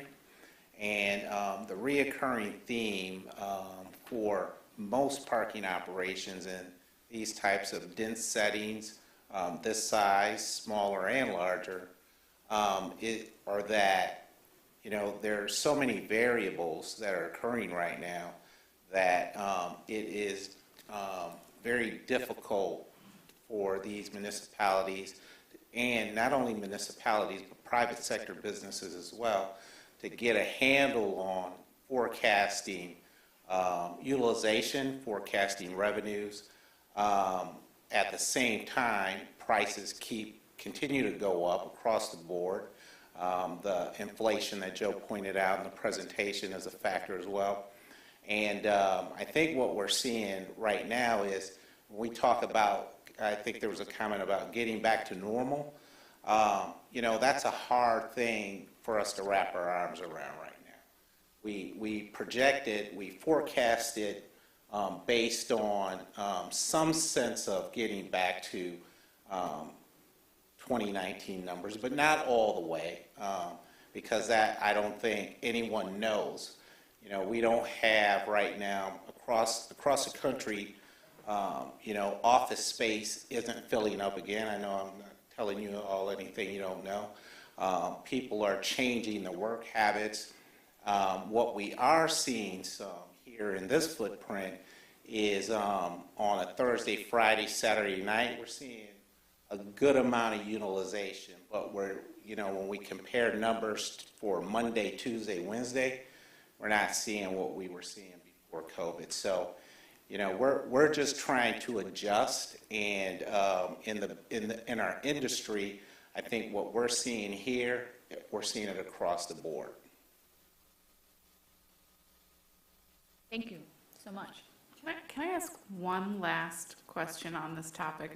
I'm really sorry, but I'm getting mixed messages about where would we prefer long-term parkers? Would we prefer them be in the dot, or would we prefer them to be on a service lot or at a metered spot? Or do we not care?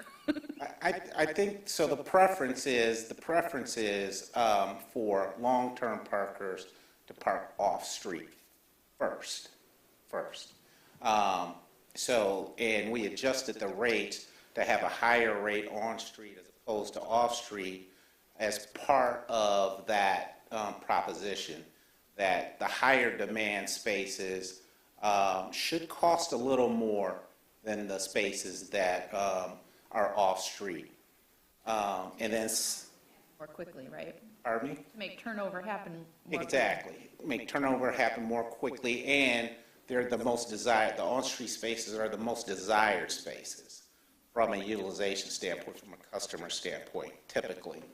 And then the other part of that, getting, parkers to park in the dot, anyone that's on, the West Troy side, or any of the businesses or employees that are on that side of the street, we want to try and encourage them to park in the dot. It's going to be a hard sell to get somebody from over like where the Rust Belt is, or somewhere on Woodward, to come in and park in the dot from a monthly parking standpoint. That all changes when there's a major special event and the only parking available is the dot, which happened for our last big event. I mean, we got to a point where all the surface slots were filled and we were pushing people to the dot. But that's not the norm. The norm is, well, we want people to park, long-term parkers to park off-street first, and then if we can get them to the dot, then, we'll try to do that. One thing that I think we probably will think about and should think about is we have long-term parking spaces in Lot 8 and Lot 9 Lot 7 and Lot 8, which are right next to the restaurant One Eye Betty's. And, one of the things we contemplated is making a recommendation to remove those long-term spaces to have those parkers park in the dot as well. And there's a balance, there's a, how shall I say, there's a push and pull there because there's a higher rate in the dot for the reasons that Joe alluded to. We have debt service on the dot. We want to have a certain rate on the dot to help pay off that debt service. And garage parking, covered parking should be more than uncovered parking. So I know I kind of talked in a circle there, but I hope I answered your question. It's becoming more clear. Last question, which is for the monthly, quarterly, and annual permits for surface lot and meter permits. Those permits are not usable for on-street metered parking, correct? They're only usable in off-street. Yeah, the $20, the $40, the $60, yeah, all of those are off-street parking. Okay, cool. Thank you. Through the chair, is there any possibility that in an effort to make this employee parking permit not redundant, if we could open up the possibility of getting those individuals into the dot at that same rate, it could encourage people to utilize the dot when they normally would just park in a surface lot, especially during the day. We might be able to see some of our use rate go up. I'm sorry, ma'am. The proposition is to charge the same rate for the dot for long-term parking, employee parking? Just for employees, correct. Employee parking, yeah. The long-term parking is primarily used by employees. So I want to make sure everybody understands. We only have a handful of other users, i.e. Residential, and I think we have a few other users, but it's negligible, those numbers. So, I take your point, but I just want to make sure people understand, council members understand that the majority, I'd say 95% of the permit holders long-term are employees. Well, then that's driving the point home just a little bit more clearly, because why are we charging employees a premium for an annual parking permit in the dot if those are the people that are doing long-term parking on a regular basis? Why not have that rate be at parity for them across any available long-term parking? Through the chair, a couple comments. there's a distinction in the costs to actually manage and recoup. So the cost is much more expensive to maintain in the short term and in the long term for the dot than it is a surface lot. The cost, so the permit pricing reflects that. Also, there's a limited supply as to what's actually available for permit. So the third floor is the only floor that can be eligible for permit parking, and that's restricted by IRS rules related to the public bonds we issued. If you pay essentially government no interest or low interest loans for your ponds, you're obligated to keep whatever floors that were constructed with that bond money open and free to anybody and not restricted to permit. So what we did do is we restricted private bonds, which we paid a higher interest rate for, to construct the third floor. And that would be the floor that was dedicated for permits. And that's an IRS rule that I didn't know until I had to do that. So the cost of maintaining and the cost of construction of the dot is much more different than a surface lot. And so I would argue there should be a pricing distinction there between a permit for the surface lot and a permit for the dot. Through the chair, do we know the utilization of those long-term parking spaces in the dot? I don't have that information. Bruce could. Yeah, I'd have to there's 70 spaces up there. Right now, we probably have about 8 monthly parkers up there every day. How many spaces did you say we have? About 70. Okay. And those are all long-term parking? Those are long-term parking. Mm-hmm. May not be exactly 70, but it's pretty close to that. Shows how underutilized Mm-hmm. the deck is. We were supposed to, the retail could change that when it opens this spring, the office or the housing on the side that hopefully will come to fruition soon. Well, and through the chair, that brings a point. So the apartment building that's across the street from the dot, the proposed apartments above the old Rosie's that's going to be going in, the affordable housing units, those people are going to want to park long-term at the dot. Are we going to charge those people more to have a convenient parking space for their living across the street? Or are we going to force them to park in Planavon to walk home? I think that's a future discussion about, changing parking policy versus the fee tonight. But you bring up good questions, Councilman Polika. I don't think I have the brain capacity to solve that policy problem tonight. Is that something we can pass on to the ordinance committee? I'm kidding. Through the chair, there is also as things evolve, you have 3 retail shops that are going to be opening on West Troy and the dot probably this summer. I would imagine those employees will or the owners, whoever owns those businesses, will probably want to work there. And then the space that was converted at the same time as the dot, just to the east, I can't remember the former. Oh, yeah. It's now an office space. I've seen 3 of those are small office, and I've seen 3 lease signs on those. I'm not sure who they've been leased to, but it looks like the space has been leased. So that construction at the rate, who knows when those will open up, but. I know that, there's a love-hate relationship with this dot building, and the pandemic really shifted everything. And for 2 years, we are not where we're, expected to be. The retail was supposed to be open last year. The office was supposed to be built second, not third. So everything has reverted from what the original council planned for in 2018, 17, 18, 19, leading up to the pandemic. And I know it seems like I know it's slow, but I have faith that the investment that the city made is going to benefit our downtown still, and that the retail and the office will happen. It's just definitely not on the time frame that we had originally planned. Through the chair, I'd like to make a motion. I move to approve the 2022-23 city fee schedule with delay of implementation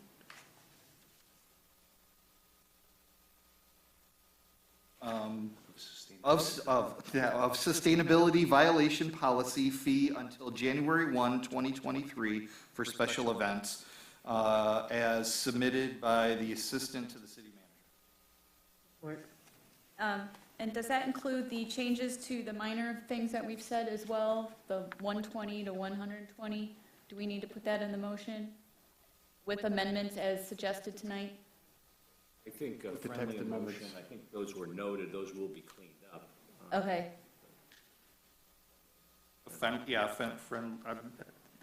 Okay. I know, you have mumble mouth at 10 o'clock at 10:30 at night. A friendly amendment to the motion to include just what you said. I still support. All right, moved by Polika, supported by Leaks May. Madam Clerk.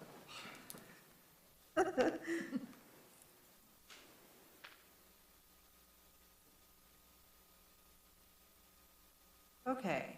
Mayor Pro Tem James? Yes. Councilmember Leaks May? Yes. Councilmember Mikulski? Yes. Councilmember Polika? Yes. And Mayor Piana. Yes. And that concludes, I think, our first item of the budget season of, One minute, yeah. until Saturday, when we have our long budget discussion. All right, oops, I still have more to do. That is the conclusion of our regular agenda, and we are now moving on to call the council, starting with the city manager for updates. Yes, we'll be brief, given the hour. First, we'll begin with our Director of Communications, Kara Sokol.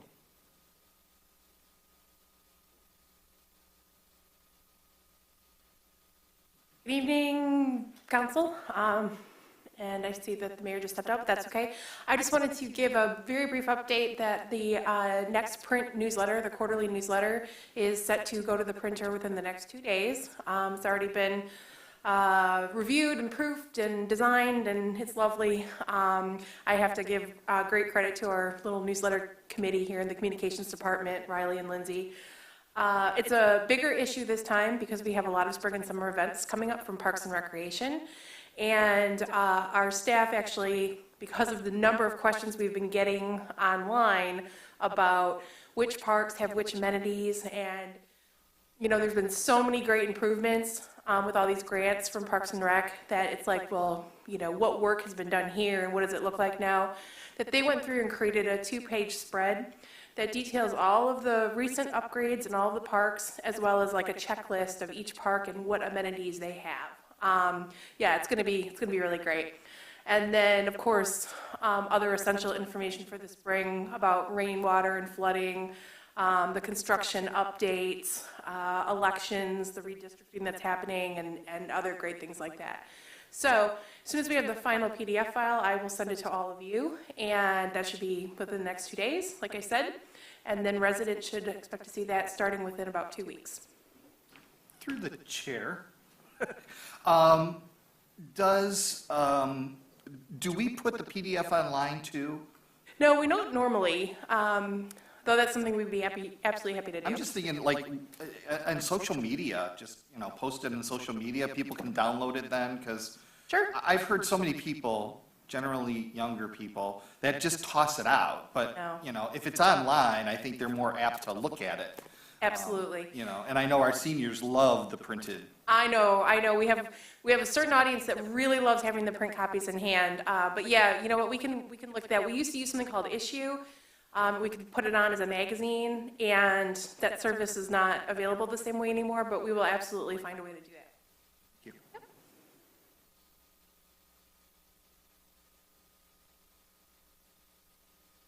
Next, we will have Captain Spellman give us an update on recruiting. Good evening, Council. I'm stepping in for Chief Emmy tonight. He's going to be back tomorrow, and boy, I can't wait to thank him. Just like the mayor, I did wake up at 5:15 in the morning as well, so I'm going to keep this brief. We only have 2 items to offer tonight. One's on recruiting. We just recently signed 2 police cadets to conditional offers. One's from the Oakland Police Academy, they're from Macomb. They're due to graduate in May, so we expect to introduce them to you in early summer. So a large credit goes to Human Resources. Dan and Justin have been extremely helpful in recruiting efforts in the past couple of years, as well as communication. So Kara and Lindsay, you guys rock. We thank all your support. And we're still looking for one position, so if you know anybody, we're still accepting applications via our website. So please apply. And then finally, please save the date. The Ferndale Police Department is hosting a public open house Friday, May 20th. It's from 5 p.m. to 8 p.m. I'm not going to steal the chief's thunder and give away all the details. He's going to do that in some subsequent meetings. But it is going to be a kid-friendly event where people have the opportunity to tour the station, view some demonstrations, and get to know our police officers. Thank you. 20th?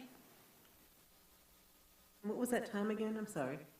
5 p.m. to 8 p.m. 5 to 8, okay. Thank you. Kevin will make sure to send out invitations for city council through calendars. And Dan Antosik, one more update from you on an exciting topic of yard waste. Yeah, so it is that time of the year where Mother Nature shows us that it's almost spring, but she's probably going to turn her backs on us pretty soon here and go back into our second winter. But just a reminder to everyone that curbside yard waste collection begins the week of April 4th. So that is when you can put out your yard waste. Brown bags, your containers. If you need a sticker, you can visit us at the DPW, pick up a compost sticker for your bin, put that on there so you don't have to use the bags or anything like that. And then as the temperatures allow for it, we got started today on Woodward with some of our street sweeping. So we can get rid of the ugly face of the winter milt and get ready for spring this year. So that's all I have tonight. Thanks, Council. Can I ask a quick question through the chair? On the topic of composting, prior to our residential composting program, I was through banana peels, eggshells, that kind of stuff into my yard waste. Does DPW or Claire have a preference for people who have the luxury and the option of doing either? I don't have a preference. Claire may, if she is still on tonight. Claire? Yeah, hi council, I can speak to this. Being a soccer community, we are permitted to put some food waste into that curbside yard waste collection. So it is limited to only fruit and vegetable scraps, meaning we cannot include things like coffee grounds or eggshells, but those fruit and vegetable scraps are fine to include into your yard waste containers. And we recommend that residents do so to help curb their food waste. Thanks. Thank you for that clarification. I appreciate it.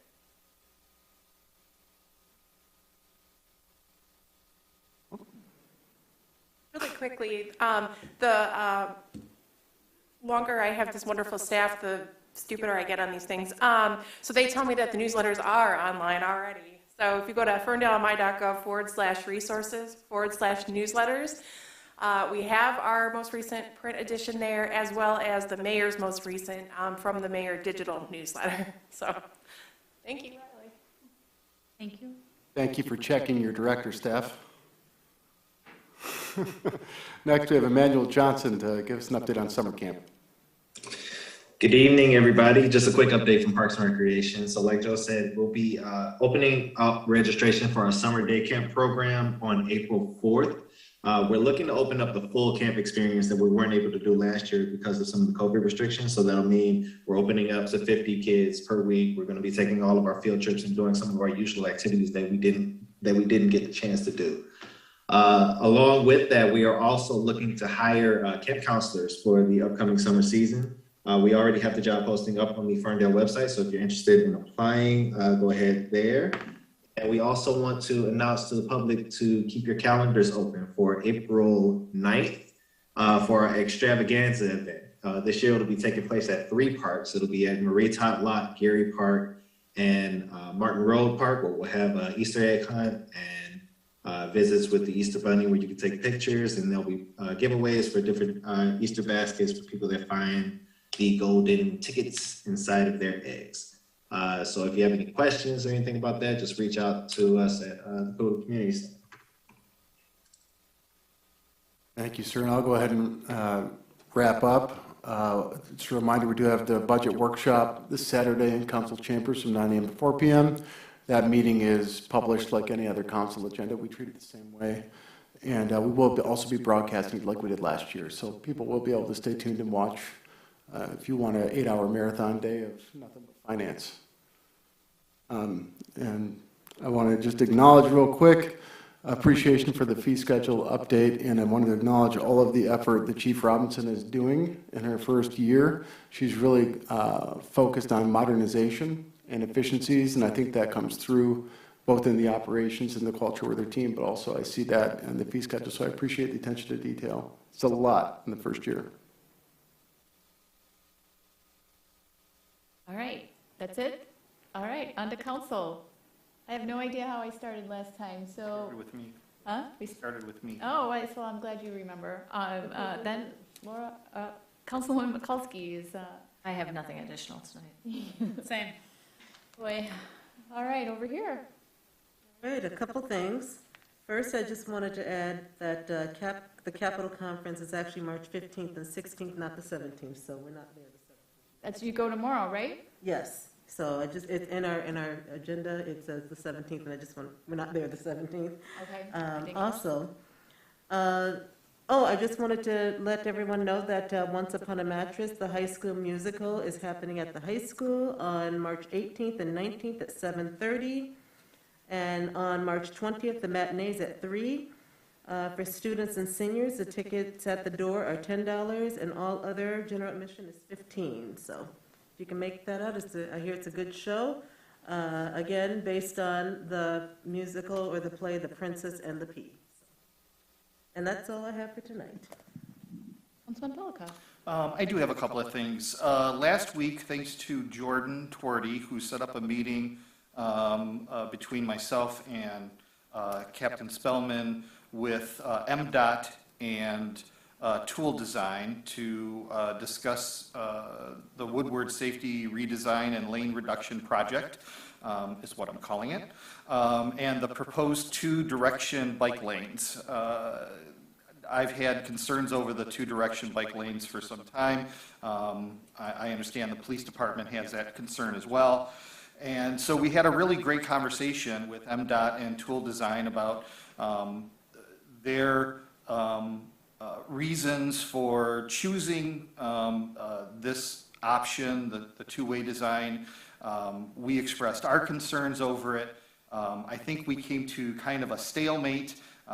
We agreed to disagree with each other. However, there was a task taken back by the team to look at which would be easier to implement. Creating a one-way direction and later on changing it to 2-direction, or if we create 2-direction now and determine that 1 direction would be better, to go back. So they're going to do some of the research to see which would be better to start with, and that's probably going to be ready by the end of the month, I believe, is their deadline. So just want to let everybody know that conversation is still happening. And the other item that I wanted to bring up was actually, I based on several conversations we had tonight, just one of the reasons I see us building parking structures is for the eventual elimination of surface lots. And one of the items that was brought up tonight was the cost of Planavon, resurfacing of $75,000, and the Planavon lot.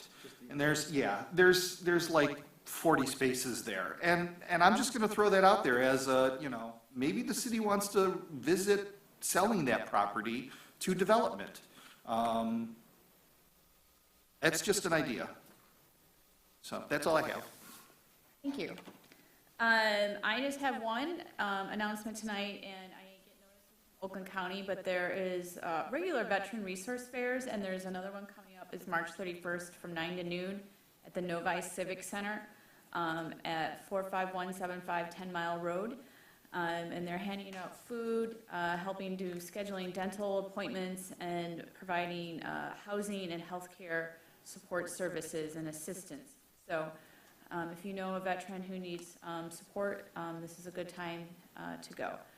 And with that, my friends, it is 10:40 and it's time to go home. Good night.